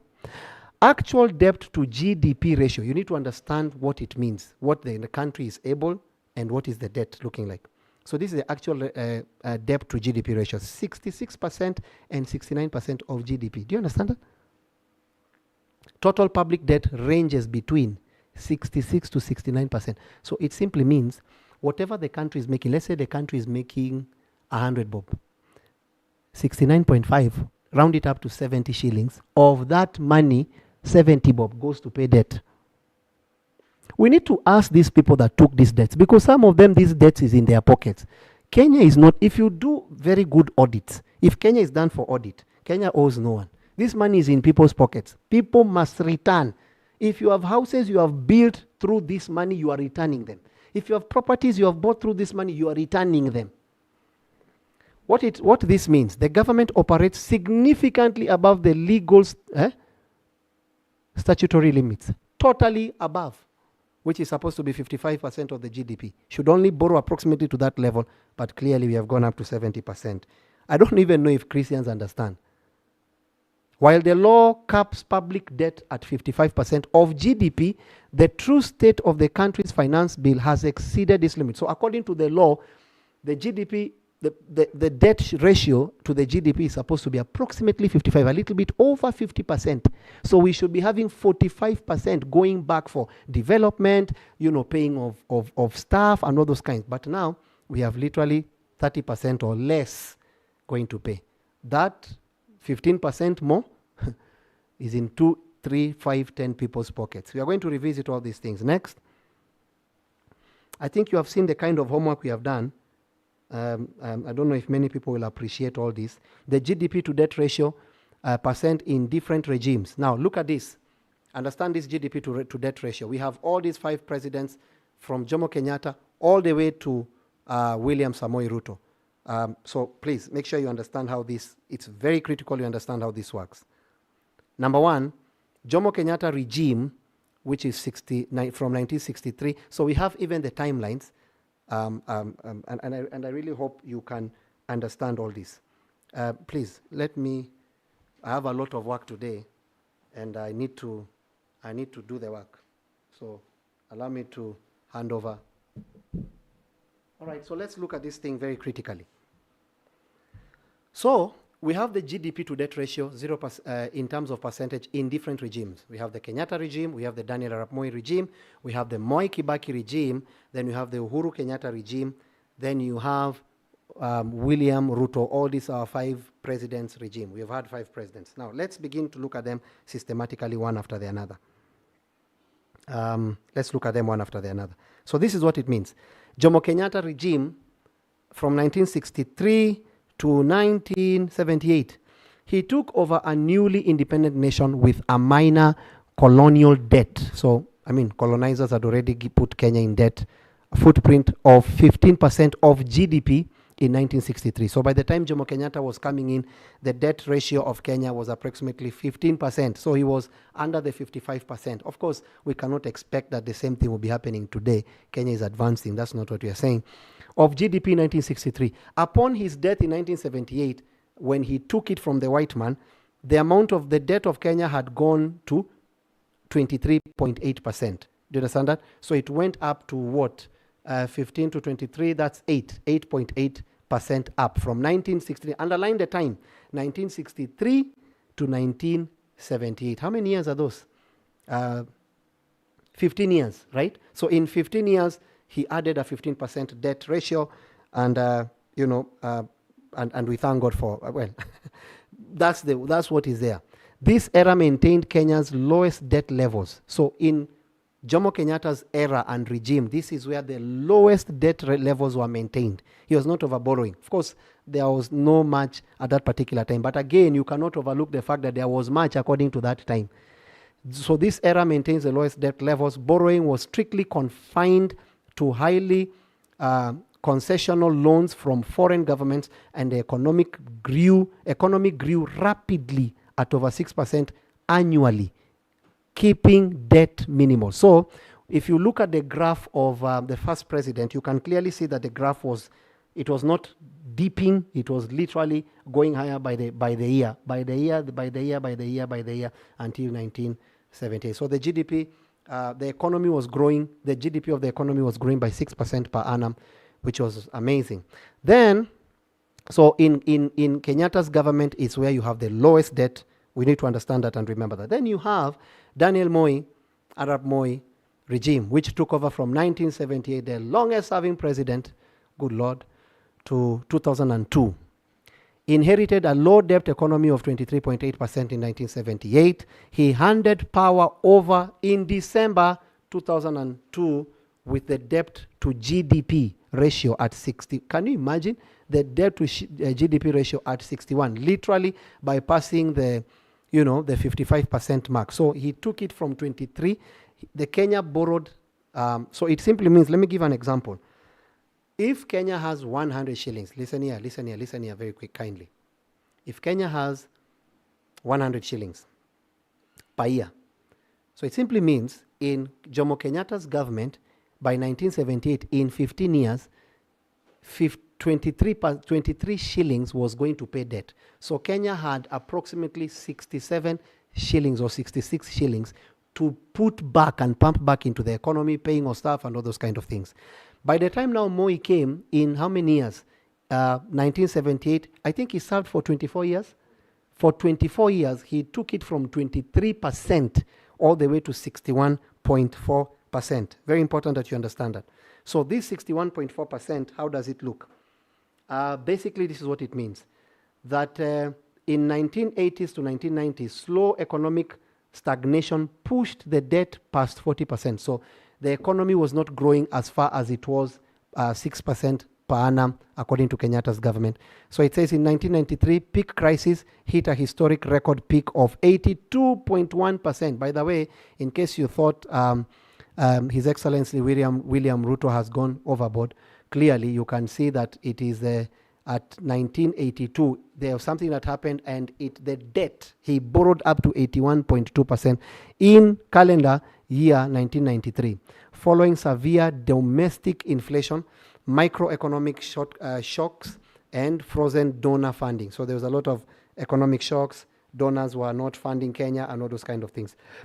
1994 to 2002, the government relied heavily on expensive local treasury bills bills to function, this managed bills to function, this managed to contract the ratio down to 61.4%. Remember, this is coming down to what 2002 was looking like for him. By the time he exited office, that's how it looks like at 61.4%. So the debt ratio, according to Kenyatta's government, he exited at 61%. That's the debt, which you can clearly see in 1978 to 1993. It shoot to 82%. I don't think there's anyone that has done that. So that was where the debt went to. So it simply means from 100 shillings, Kenya had 18 bob, or 17.9 that was remaining to Kenya. The rest of the money was going to pay debt. So you need to understand that. Let's come to the third person, which is Mwai Kibaki's regime. They claim that he's the best president to have ever served Kenya. Well, let's see. December 2002 to April 2013. This is what his regime managed to do. Okay, so let's look at Mwai Kibaki. Inherited a heavy domestic debt burden of 61%. So Mzee Moi inherited a debt of 23.8, up all the way to 61 in his regime. Then now Mr. Mwai Kibaki inherited a debt to GDP ratio of 61.4%. So this is what it means. Though aggressive economic reconstruction, he handed over office in 2013 with a ratio of 42%. Good Lord. I wish Kibaki was alive. We would have asked him questions. I'm not saying he did everything right, but at least he could understand. But then do you remember it was during his regime, was it the dollar? The dollar went to 60-something, if I'm not wrong. Something that has never been had. The shilling gained a lot of strength. So his GDP to debt ratio, by the time he was leaving office in 2013, Uhuru Kenyatta, the former president, inherited a debt ratio of 42.2%. Yay! Let's see. 2013. So 2003 to 2007 focused on local revenue mobilization via the Kenya Revenue Authority. I think it was during Kibaki's regime where he streamlined the KRA tax collection. He really streamlined that particular place, and he managed to get a lot. So Kenyans, pay tax. But again, leaders, Kenyans are willing to pay tax if they see where their money is going. Can't be stealing money and you're telling people to pay tax. What kind of leaders are these? So focus on local revenue, mobilization via the Kenya Revenue Authority. This is how he managed to do it. This drove the debt ratio down to its lowest modern point of 34.2% by 2007. Can you imagine? He inherited 61.4%, and then by the time it got to 2007, that's what, 5 years. The first 5 years, the debt went from 61% to 34%. Good Lord. Then now the problem began. I remember there is what we call the coalition government and all those kind of things. So I remember now 2008, because I remember Raila Odinga claims to have won, Kibaki claimed to have won. There is a lot of this. And I hope you really know, one of the things that attracts investors is peace. You need to understand that. If there is peace in a nation, if you can guarantee foreigners of peace, that nation will always have people coming in. But every time we are fighting. May the Lord help us. Okay, so Kibaki in 2008 to 2013, following the 2008 post-election economic shock, I hope you remember the election violence that happened in 2007, and heavy investments in infrastructure like the Thika superhighway, the ratio minorly climbed back to close his regime at 42% in 2013. This president tried. Because you remember the 2007 clashes. I mean, you remember that particular time is where we had the Thika Road and all those kind of things. He tried. I still have a few things, like what I told you. Go and study the history and see how they paid a certain debt that they took in the early years, 80s or whatever, and then they ended up paying it in his regime. Amazing. So he took up in 2002, you can see the graph, 61.4%, 2007, 34%. You know what that simply means? This is what it means. For every 100 shillings collected, 34 shillings was going to debt. So the country had what, 66 shillings? 66 shillings. Good Lord. Do you know how much money 66 shillings is? You are going to build more roads, build more schools, better education structures, and all those kind of things. 66 bucks, Bob. Then by 2013, it went back to 42.2. He tried a lot. So, well, if he was alive, he would have gone for more advice, but we thank God for the Holy Spirit. He'll be able to teach us all things. Then now we have what you call the Uhuru Kenyatta's regime. Remember, we are comparing all these regimes for you to understand. Of course, the times they lived in is very different, but still remember, within those times, there is what happened.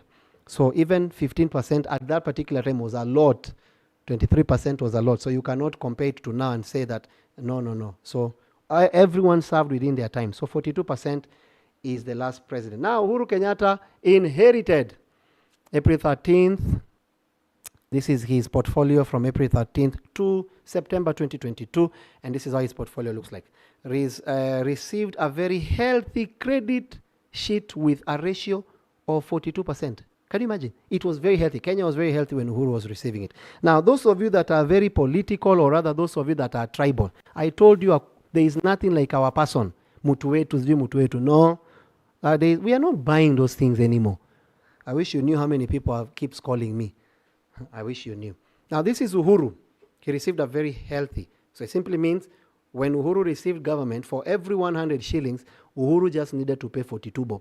So he was remaining with what? 57.8. That's a lot to be able to help and, run the nation. Commercial borrowing, he handed over power in September 2002 with the ratio standing at, he's the first president that handed over the government with 67.3.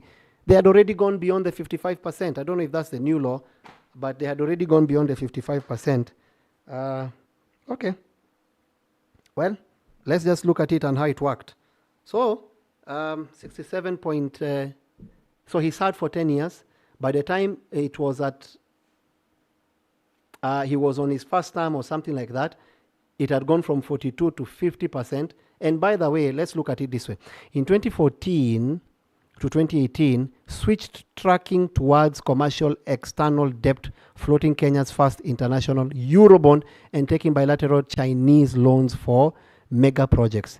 Debt crossed the 50% line by 2016. And that's why I think we need to look at these debts. Who took the debt? Did they do to the latter what the money was taken for? Whatever that was in their account and they did not use, take the money back to government. Let's pay debt. We can literally pay debt with people's banks. People have stolen from this nation. May God help us. Okay, so that's what it meant. So by 2016, it went up to 50% because Chinese now came in. Then you have the Euro bond. You all know about all those bonds. Then 2020 to 2022, this is where now the issue came. 2 years. The economic freeze from the COVID-19 pandemic caused GDP to drop while borrowing continued, accelerating the handover ratio sharply to 67.3%. You remember when Corona came and all those kind of things. Minimal debt expanded out from 1.8 trillion to 8.6 trillion. 5, 6, 7, 8. Do you understand that? When Kibaki was handing over, I think it was approximately 1.8 trillion. When Uhuru was handing over, it was 8.6 trillion. That's in 10 years, which is actually from 2022 because of that COVID. So it went from 42% in 2013, 50% plus in 2016, then 2022 when he was handing power, it went to 67.3%, the highest as far as handing over. Of course, Daniel Arap Moi was the highest, but not during handing power. It was in 1993 where it went to 82%. But now when Uhuru was handing power, it went to 67%. I still do not understand why we were buying fuel that amount of money, why we were queuing to get fuel, why people are being thrown in River Yala, why we ended up buying flour for over 250 something, why the shilling went that low, all those kind of things. I still don't get it. I think there's a point it went to over 160. Yeah, so let's look at that. Debt rose from 42% to 67% in all those years, in 10 years. So now let's come to our current president. Numbers don't lie, people. Numbers don't lie. William Samoei Ruto's regime which started in September 2022 till current, because he's currently the president of Kenya, inherited a highly distressed debt environment of 67.3% in late 2022. Let's see how it looks right now. December 2023 spiked dramatically to an all-time quarterly high of 74.1%. I think he was contending with Daniel Arap Moi. Wanted to see whose borrowing can go up.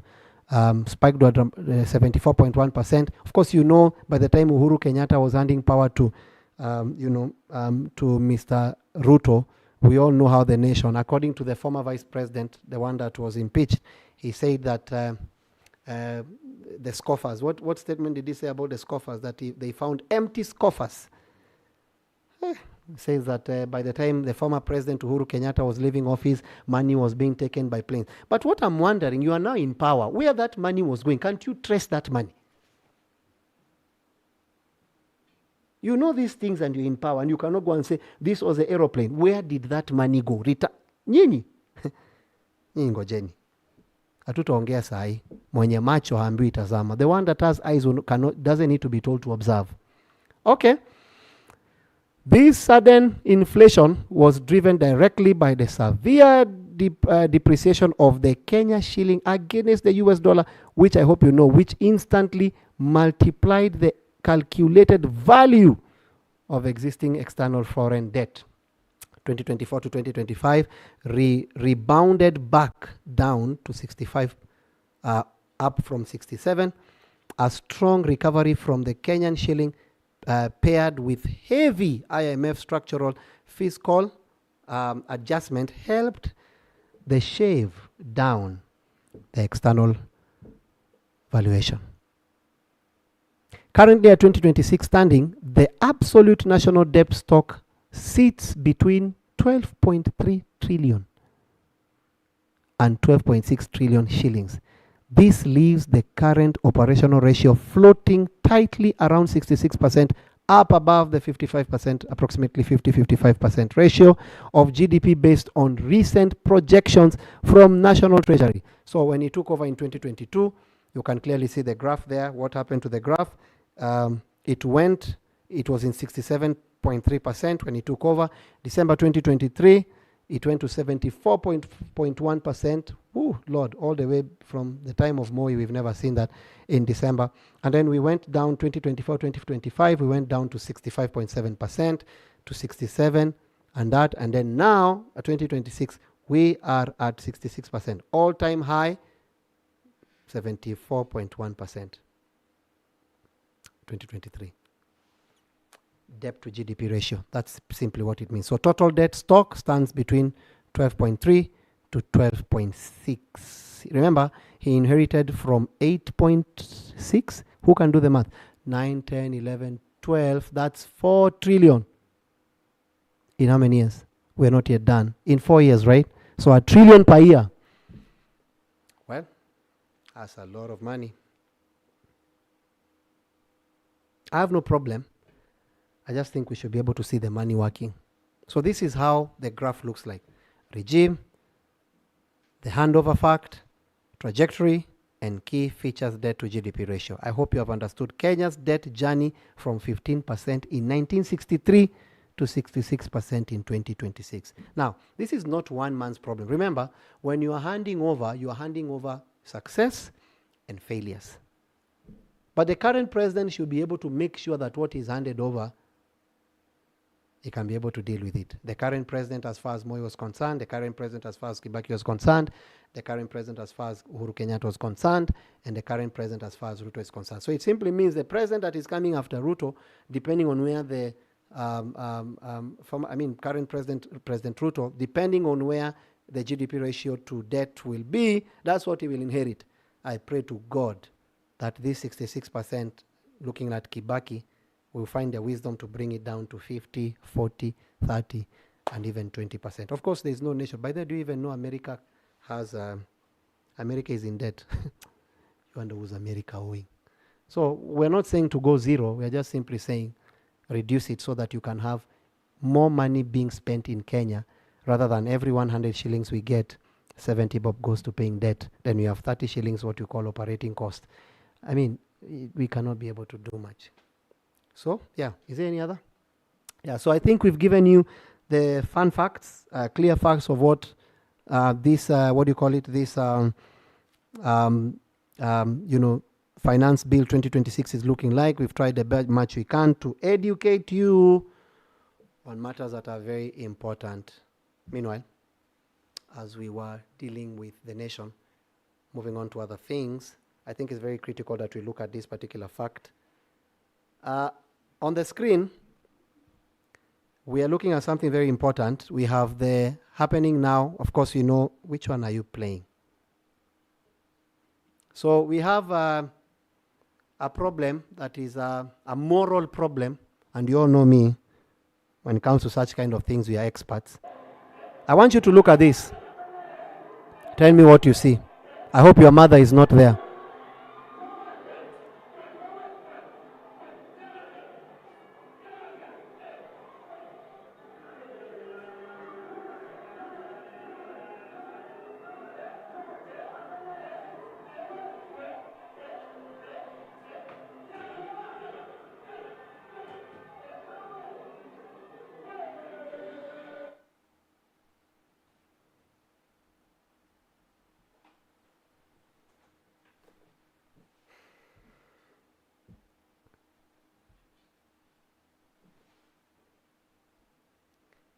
This is the kind of nation we are running. I don't know. Why is it lagging?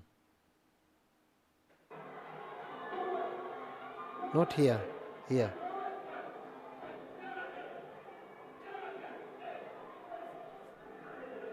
This is the kind of nation we are running.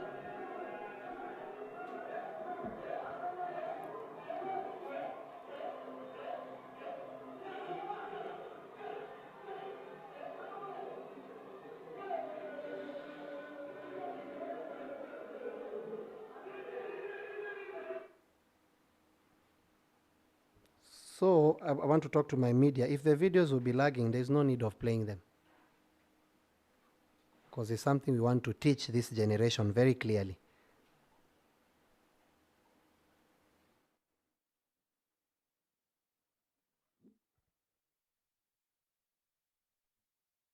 These are mothers dancing with their, trying to, I don't even understand how Kenya gets here. I don't know what is wrong with Kenya, man.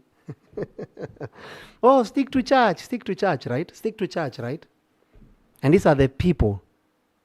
These are people that have been brought here. This is a shame to motherhood. I know to our generation they don't see any big deal, because you lack morals. We've become wicked people. If you try to just say something little, munaruka uko, you make it look as if we are don't judge. Where did you hear that? Don't judge. This is foolishness. Sheer madness. Imagine a whole political party putting people there, and we are claiming Jesus is Lord. And that's what our mothers are doing with their breasts.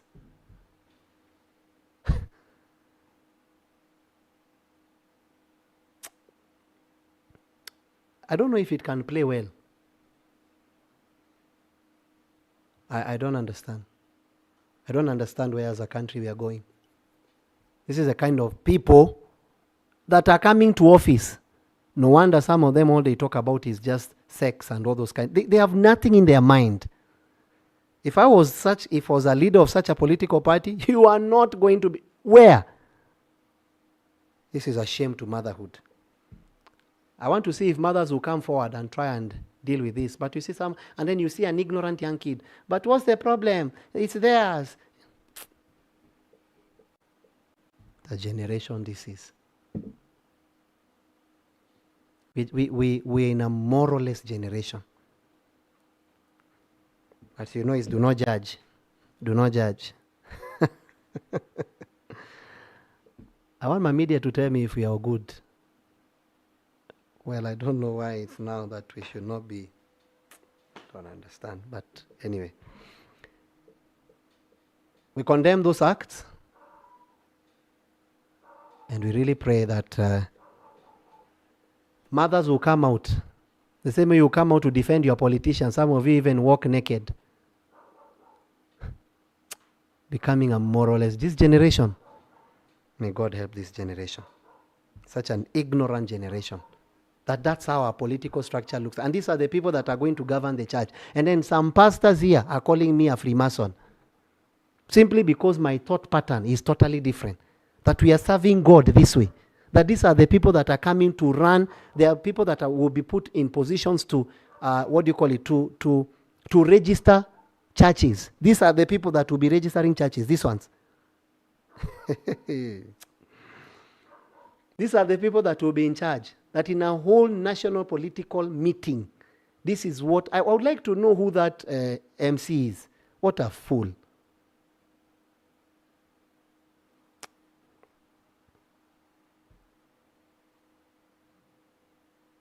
Instead of being in the front line, dealing with children that are dying, trying to reclaim families, trying to sit and say, okay, how do we deal with ABCD? Our children, our women today, a woman is known by the breast and the buttocks.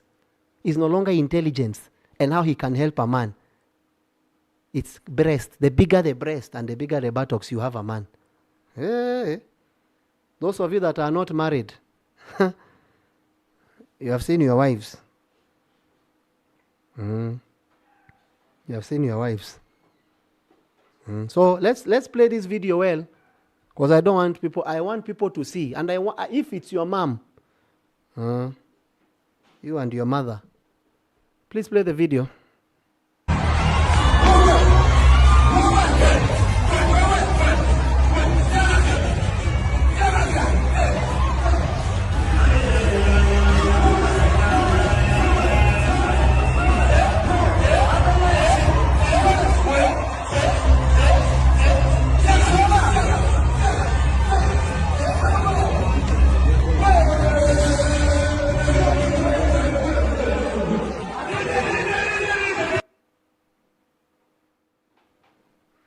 And those are the people going to vote.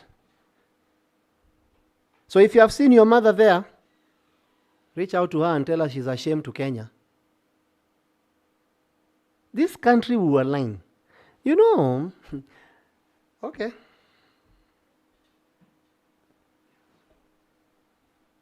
We lack morals. You don't even need to be a Christian to understand what I'm saying, because I can already see the comment section. If you just go to the comment section and you see someone supporting this, it just tells you the brains we have in this nation. Then you are telling me young people will change Kenya. Which young people? Go on TikTok and see the moralist generation we have. Sex all over, drugs all over, alcohol all over. Even if you have no brains, at least remember your child will be watching. Now those are the women. I don't know what gift that is, because the Bible says his gifts are without repentance. I don't know which gift to call that, because the only gifts I know is the gift of the Spirit. I don't know which one. I did not know that God added some other gifts. I left them when they were, there is the fruit of the Spirit and the gifts of the Spirit. So I don't know which gift is this, because apparently our women today, they have nothing upstairs. Today you can buy sex for 5 bob. They have just been given a UDA t-shirt, and for that t-shirt, they are all over. Have you ever seen an infant in a big body? You have. So, excuse me, Gen Z, come for your mother. Your mother is misbehaving. She has never seen a UDA t-shirt, or she has never seen a Jubilee t-shirt, or she has never seen an ODM t-shirt. What kind of nation is this? As we are talking about that, a child was thrown off the bus and ended up dead. Meanwhile, look at our matatu industry and what they are doing. See, it's fun. It's fun. If this is what you call fun, I want to grow old quickly. I don't want to be young. And meanwhile, I'm not an old person, so you can understand I know what is. And by the way, before Twendoko, you remember I was a matatu conductor. So hakuna kitu unaniambia. I was a matatu driver. I drove matatus for a living, public transport. So there is nothing you're telling me. If this is fun, we are dead. NTSA, I'm still wondering what these matatus are doing on the road. Look at these videos and tell me what you think.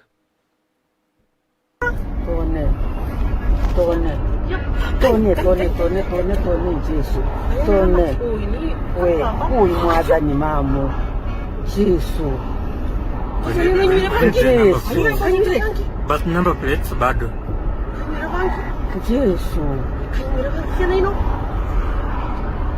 But don't worry, it has a nice zoom. Huh? It has a nice zoom. That's a good zoom, eh? Yeah, so maybe ukaribia kiasi tu. Takaribia tu kiasi. I hope you're taking a video. Yeah, it's a video. Okay. Watu na kuripoti leo.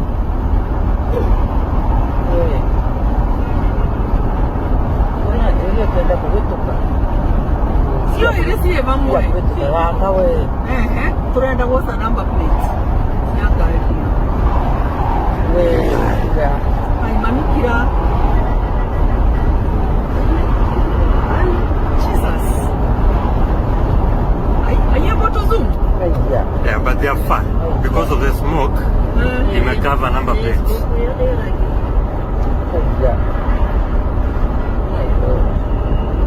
Okay, see? Lakini moja ina smoke. Lakini tukikuja hapa karibu utaona moja ni KC. Hapa niko shika. Angalia kwa video. Haya, shika hiyo. KBH. Iko sawa, iko sawa. 889. Yeah. Angalia hiyo ingine. Iko sawa.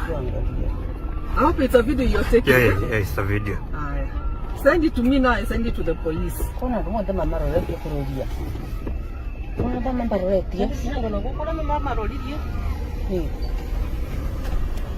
Hii ni KBH, eh?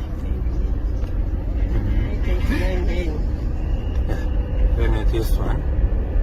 Sasa hawa, unajua sasa tukiwapita wanakula miraa. Hapa kama ni kwa pita ni uende mbali na wao. I try.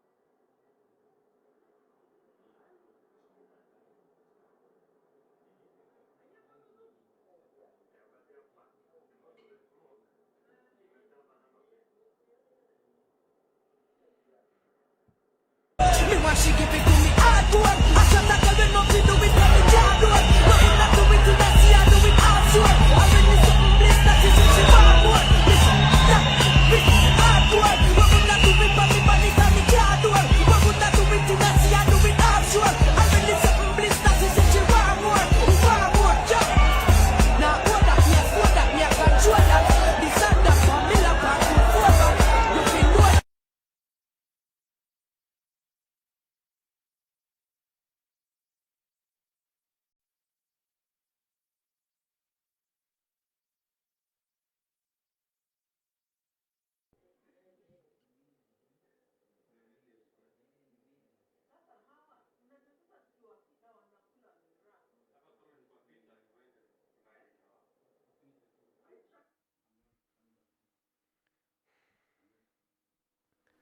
Have you seen?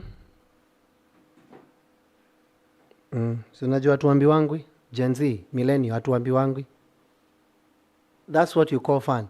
And then someone will just comment foolishly. Hey, leave us alone, and people are dying. Did you see that matatu where that young lady just died? Imagine a few minutes she's recording herself. A few minutes later, she's in an accident. How many people have... What is fun here? What is really fun? You are putting your lives in danger and you are build your own roads. You know, sometimes you people, you don't need a soft person to talk to you. I'm a young person. Mimi nimekuwa dere, wewe hakuna kitu unaweza niambia wewe. put music, put all those things you want to put. But what's the need of doing this? You are not only endangering yourself, these drivers should be arrested. You don't own Kenya. Kenya belongs to every Kenyan. You are not only putting your life in danger, build your own roads and do those kind of things. You are putting the lives of other people in danger. Because if someone drops from that car, you are putting that person in danger. Why? The car behind him will definitely step on that person. And then before you know, you people of Matatu will come out and begin to beat that person. Such people should be, your license should be revoked. Young people, what do you call this? What kind of nation are you people building? But look at the comment section, then you see how many fools we have in Kenya. That even after talking like this, someone cannot see what you're trying to say. What are we building? What is fun about being demonic? I still don't understand that it's fun to be demonic. What's fun about being demonic? I have no problem with graffiti. I'm a public person. I'm into driving. I understand. Nilikuwa naendesha mat for a living, man. Nilikuwa Concorde, najua hata majenzi sasa hawajui jina Concorde. Conductor mnamuita nini? Konda. Nilikuwa Concorde. Nikatoka kwa Concorde nikakuwa deri wa mat. Nilikuwa naendesha mat, ilikuwa na ngoma mbaya, ngoma kuruka. Wewe si unangam? Don't be fooled by these suits. We wear these things to talk to you. But we know the street life. And this is not fun. This is pure madness.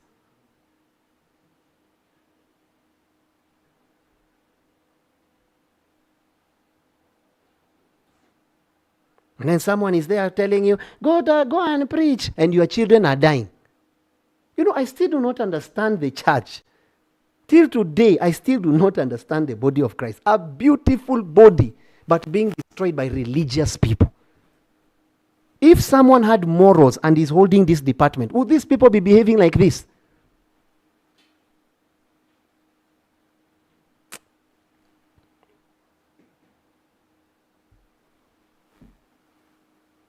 I believe in sound. Weka gari ngoma. We pia usizuie watu. Wacha gari ipige ngoma.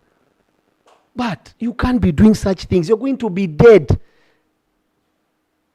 Yani now, if you just do anything, yani matatu people, you have made Kenya your own. Motorbike people, you have made Kenya your own. We can no longer sit and reason that this is right and this is wrong. A generation has powered darkness and made darkness light and rejects light and calls light darkness. A generation calling bad good and calling good bad.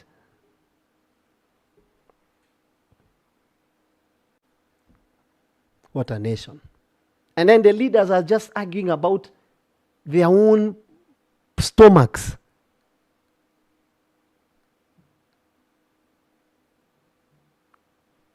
Gachagwa's impeachment was upheld yesterday, former president. This is what he had to say in the video concerning his impeachment. I think you know he was awarded 50 million, but his impeachment was upheld because according to the constitution, the impeachment met the 90% threshold of members of parliament that needed to be around. You need to read, don't just speak things. But I still have something to deal with Koome, Chief Justice. So let's first listen in to Gachagua as we finish up with Koome, and then let's look at it constitutionally. Was it the right thing? Was it the wrong thing? Look at this video. We stand here today with tremendous respect to the judiciary of our country. While we respect the ruling of the High Court, we totally and fundamentally disagree with the interpretation of the law and application of facts. The long-standing legal principle of natural justice and the right to a fair hearing has been trashed and ignored in broad daylight. What a sad day for those whom have undergone this in the past and those who face the same in future. We shall proceed to file an appeal at the Court of Appeal on the decision and hope that justice shall prevail. The framers of the Constitution provided for an appellate and Supreme Court. We believe we shall fight to get justice one day. That is exactly what it is. If you are impeached until that impeachment is lifted. And if you take the matter to court, if you're still impeached? Of course, until the court lifts the impeachment. Yeah, so now. And so is the sentence. If you have been sentenced, you are actually sentenced until the sentence is set aside. So if you But appeal, you're still sentenced. you are still sentenced. The appeal does not take away the sentence. I think we interpret the law the way we like to, Yes. for our benefit. Of course, if I want to benefit, I will interpret it the way I want. Therefore, but the law remains the law. Yes. These are two giants of Kenya. One is the Chief Justice Koome. We all know her. And then we have the former Deputy President, Rigathi Gachagua. We all know that what happened yesterday in regards to the impeachment. He was credited 50 million, I think, for damages and stuff like that. And at the same time, the same court ruled that his impeachment was valid. Like they met the constitutional threshold, which was approximately 90% and above. And according to them, he stands to be impeached. Now, according to this, His Excellency Gachagua is seeking to push this further to the Court of Appeal. I think this is we all know that this is the arm of the court where you can appeal a court decision. So he would like to appeal, and according to him, he claims that, it was not done within the, the structure that it should have. But as I listened to Koome, I was so shocked because according to Koome, she said that if you have been impeached, you stand impeached even when you appeal. Like the whole process means that's the experience. Unless the court lifts it, they are looking at you as an impeached person. So it's not like when they say that guilty until proven, innocent until proven guilty in Kenya, is guilty until proven innocent. So they are dealing with an impeached person all through. So even if you go to appeal, you are impeached. They don't deal with you as a different person that is yet to be. Like they say that you have now taken the matter to Court of Appeal, let's raise the impeachment and let's now deal with you as a person that is not impeached. Meanwhile, Article 145 of our Constitution, it talks about very important clause in regards to impeachment. But they have done this for long, and I think it's for educating all of you people. And I'll be very happy if I see that this information is changing your lives. But in the event you don't end up paying your tax or filing your nil, everything I've said in this particular platform and you ignore it, that's on you. So this is what Article 145 says, Part 2, removal of president by impeachment. This is president and deputy president. So this is what it says. Part 2, the president and deputy president mean read. It says, number 1, a member of National Assembly, as a member of the National Assembly, I supported by at least a third of all members may move a motion for the impeachment of the president. Now, look, a third. By the way, I hope you remember in the book of Revelation, it says that a third of Satan wiped a third of angels. So a third. So the impeachment motion, if you have a third, not 100%, a third of those members of parliament, then it's legal for what you're doing. A, on the ground of a gross violation of provision of this constitution or of any other law. B, where there are serious reasons for believing that the president has committed a crime under national or international law or for gross misconduct. So, president, and this one works for both the president and the deputy president. It should not be someone is impeached simply because you don't love him. They have to meet this condition. Gross misconduct, breaking the law and international law, or the ground of gross violation of provisional or the constitution. The president has gone against the constitution. That's enough for a third of the people in parliament, members of parliament, to impeach him. 2, if a motion under the clause 1 is supported by at least 2/3 of all members of the National Assembly. So what does it mean? Among the clause 1, either gross misconduct, the deputy president has gross misconduct, and then you have 2/3, at least 2/3 of the member of the National Assembly, they can move the motion. A, the Speaker shall inform the Speaker of the Senate. The Speaker of the National Assembly shall inform the Speaker of the Senate of that resolution within 2 days. 2 days. 2, the President shall continue to perform the functions of the office pending the outcome of the proceedings required by this article. Do you understand that? 3, within 7 days after receiving the notice of resolution from the Speaker of the National Assembly, A, the Speaker of the Senate shall convene a meeting of the Senate to hear charges against the President in this regard. National, when you hear the word President, it's simply because it's called the office of the presidency that involves the President, the vice president, the first lady, and the second lady. That whole team is called the office of the presidency. It's not just the president. You need to understand that.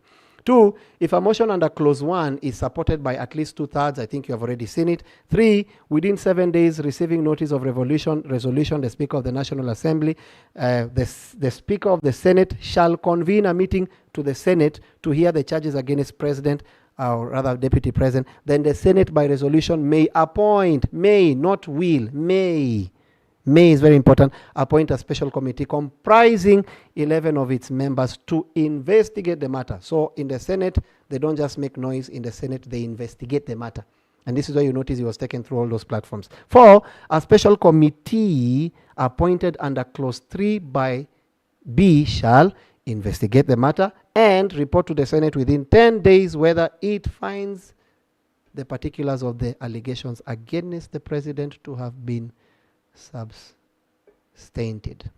5, the president shall have the right to appear and be represented before the special committee during its investigation. I think you saw this. 6, if the special committee reports that the particulars of any allegations against the president, including the deputy president, have not been substantiated, further proceedings shall not be taken under this article in respect of these allegations.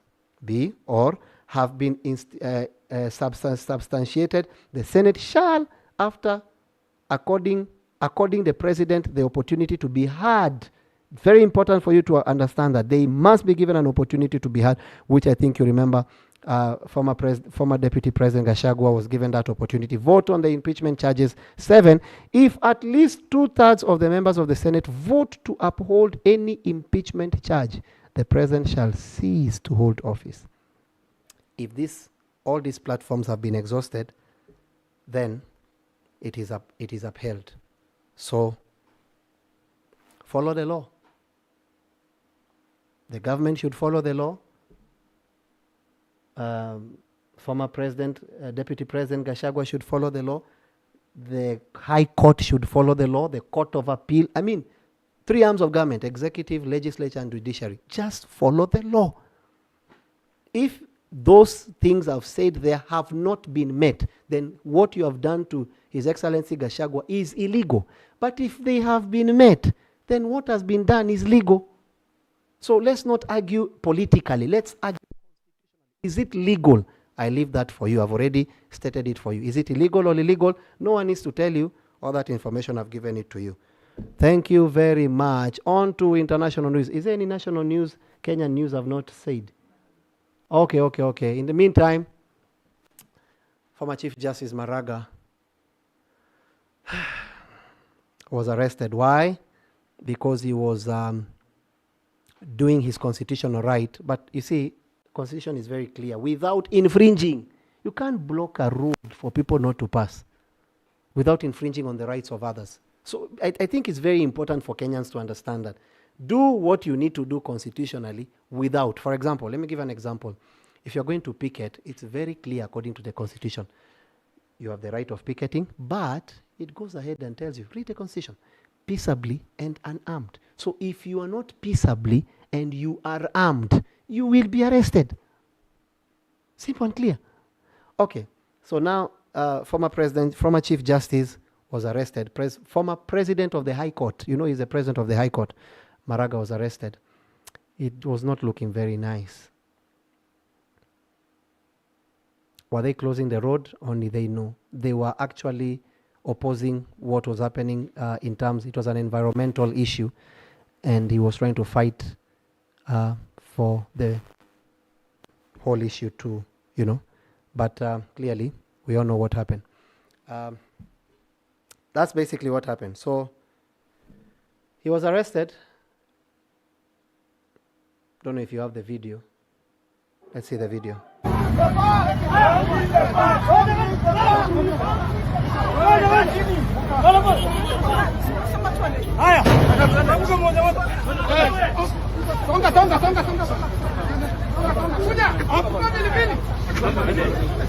live the park! Long live the park! Long live the park! Long live the park!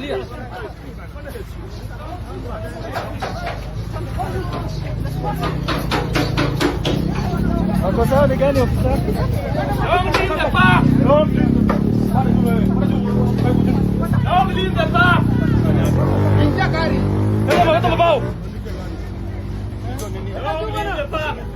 the park!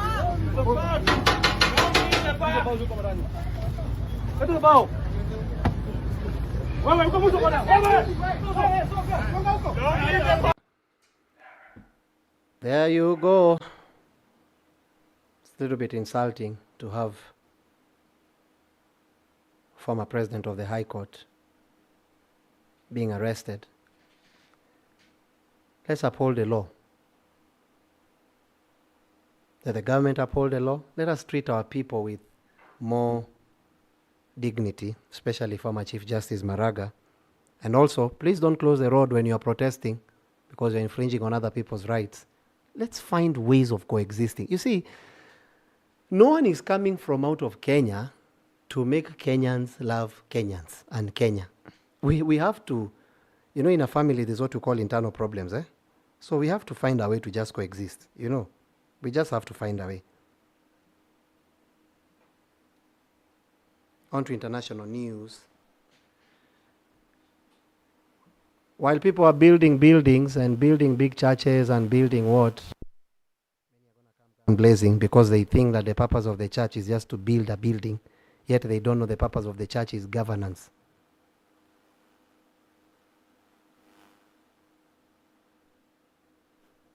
This is what is happening in Nigeria. Take a look.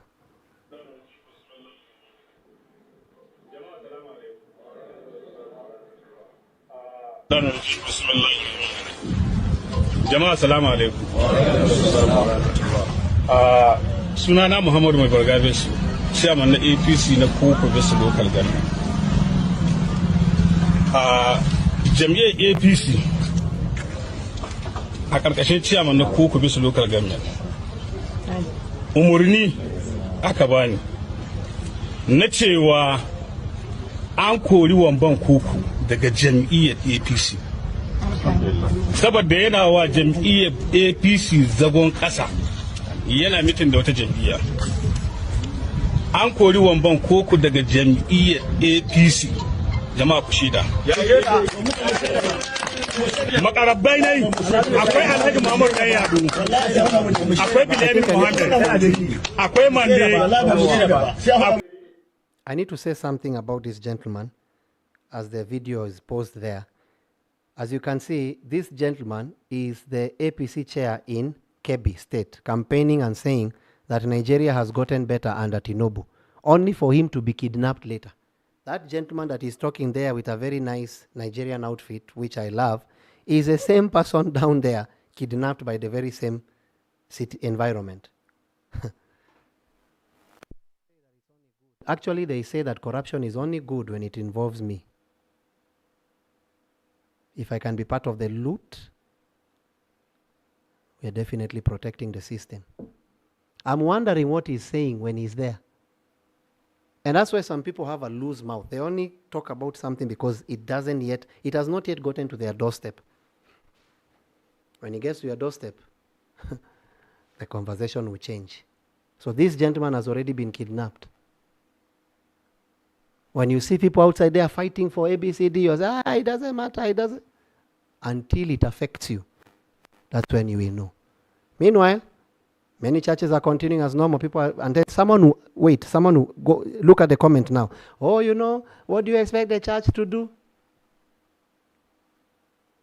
Really? Are we just called to build big buildings? Or are we also called to ensure that the people inside have a better life? On to the next video.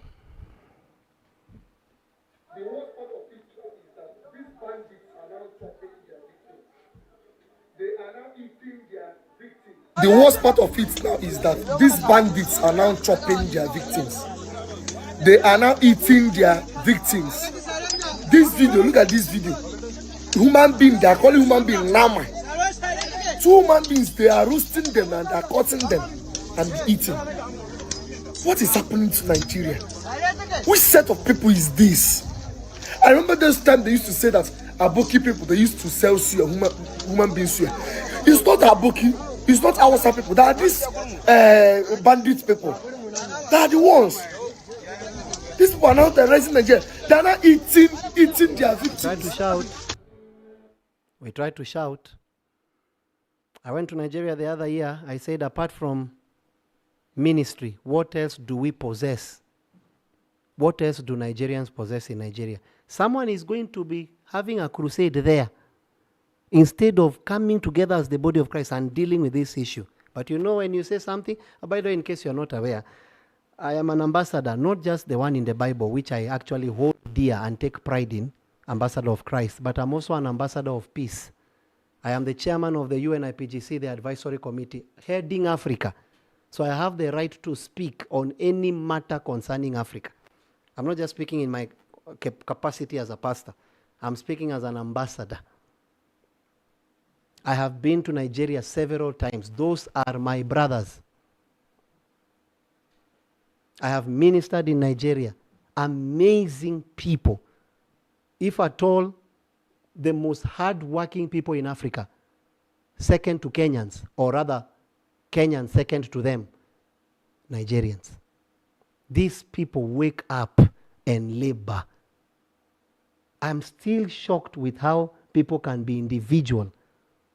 Ministers can be focusing on crusade. Someone is saying, so people, we should stop preaching the gospel. How ignorant are you? How ignorant are you? Who will you preach to if there is no nation? Who bewitched us, believers, that our job is just to be in a room somewhere, saying, there is a realm, I need to ascend. There is a realm, and then who bewitched us?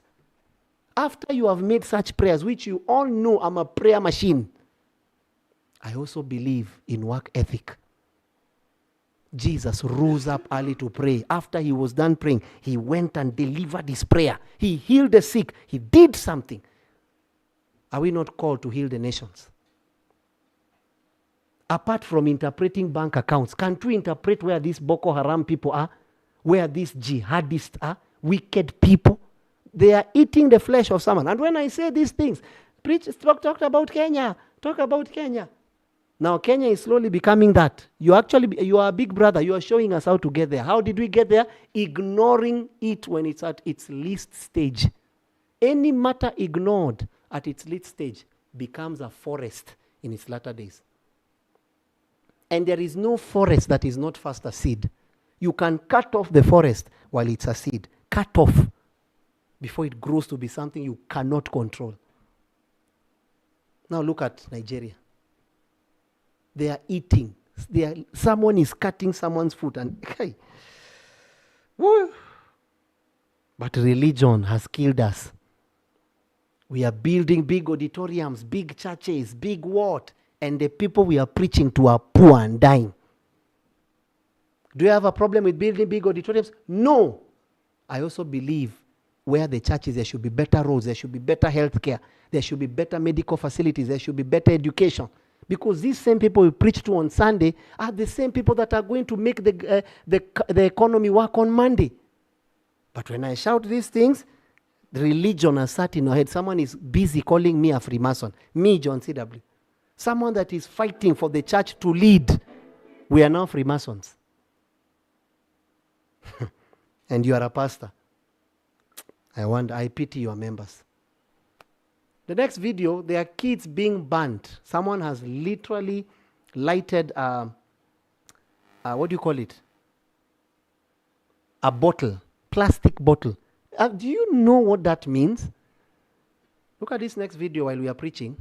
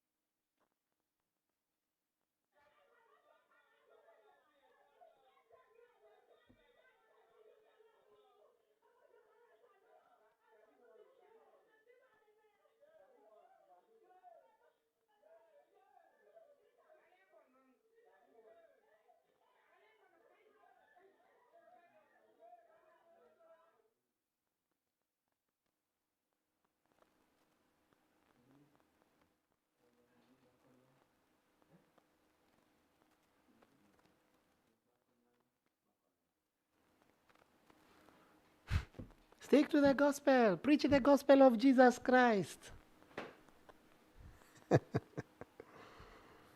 Those are innocent kids. Those are mothers and fathers. And by the way, you go ahead and lie that what they wanted is $1 billion. They are forcing people. No. And they are asking for the release of some of their people. I think it's a worthy negotiation. When you look at what you have as compared to ABCD, you first negotiate and give them their person for you to get the people. Then after you get the people, you go for those people, all of them. I don't know what is up. Oh my God.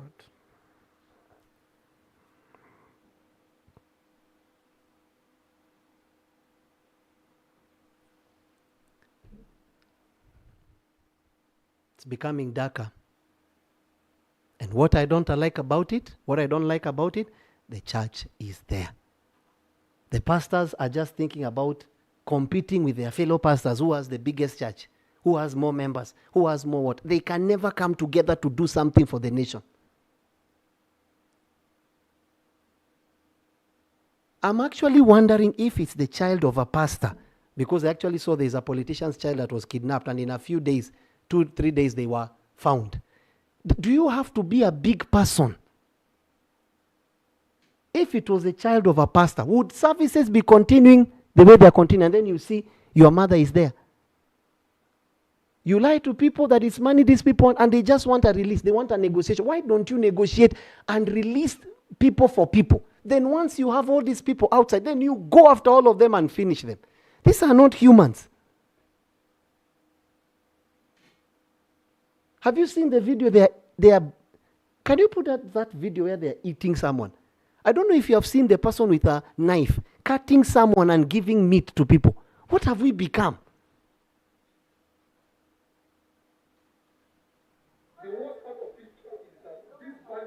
The worst part of it now is that these bandits are now chopping their victims. They are now eating their victims. This video, look at this video. Human being, they are calling human being Nama. 2 human beings, they are roasting them and they are cutting them and eating. What is happening to Nigeria? Which set of people is this?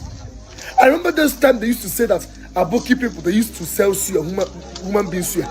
It's not Aboki, it's not our people. They are these bandit people. They are the ones. These people are now terrorizing Nigeria. They are not eating their victims.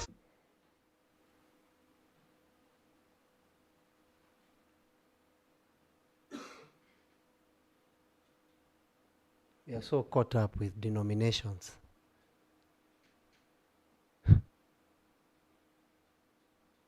And someone is leaving such a country to go and preach abroad.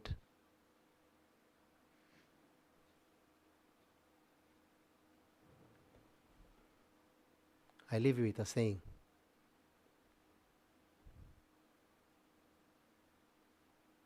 A wise man, instead of cutting the tree, refuses to first plant the seed.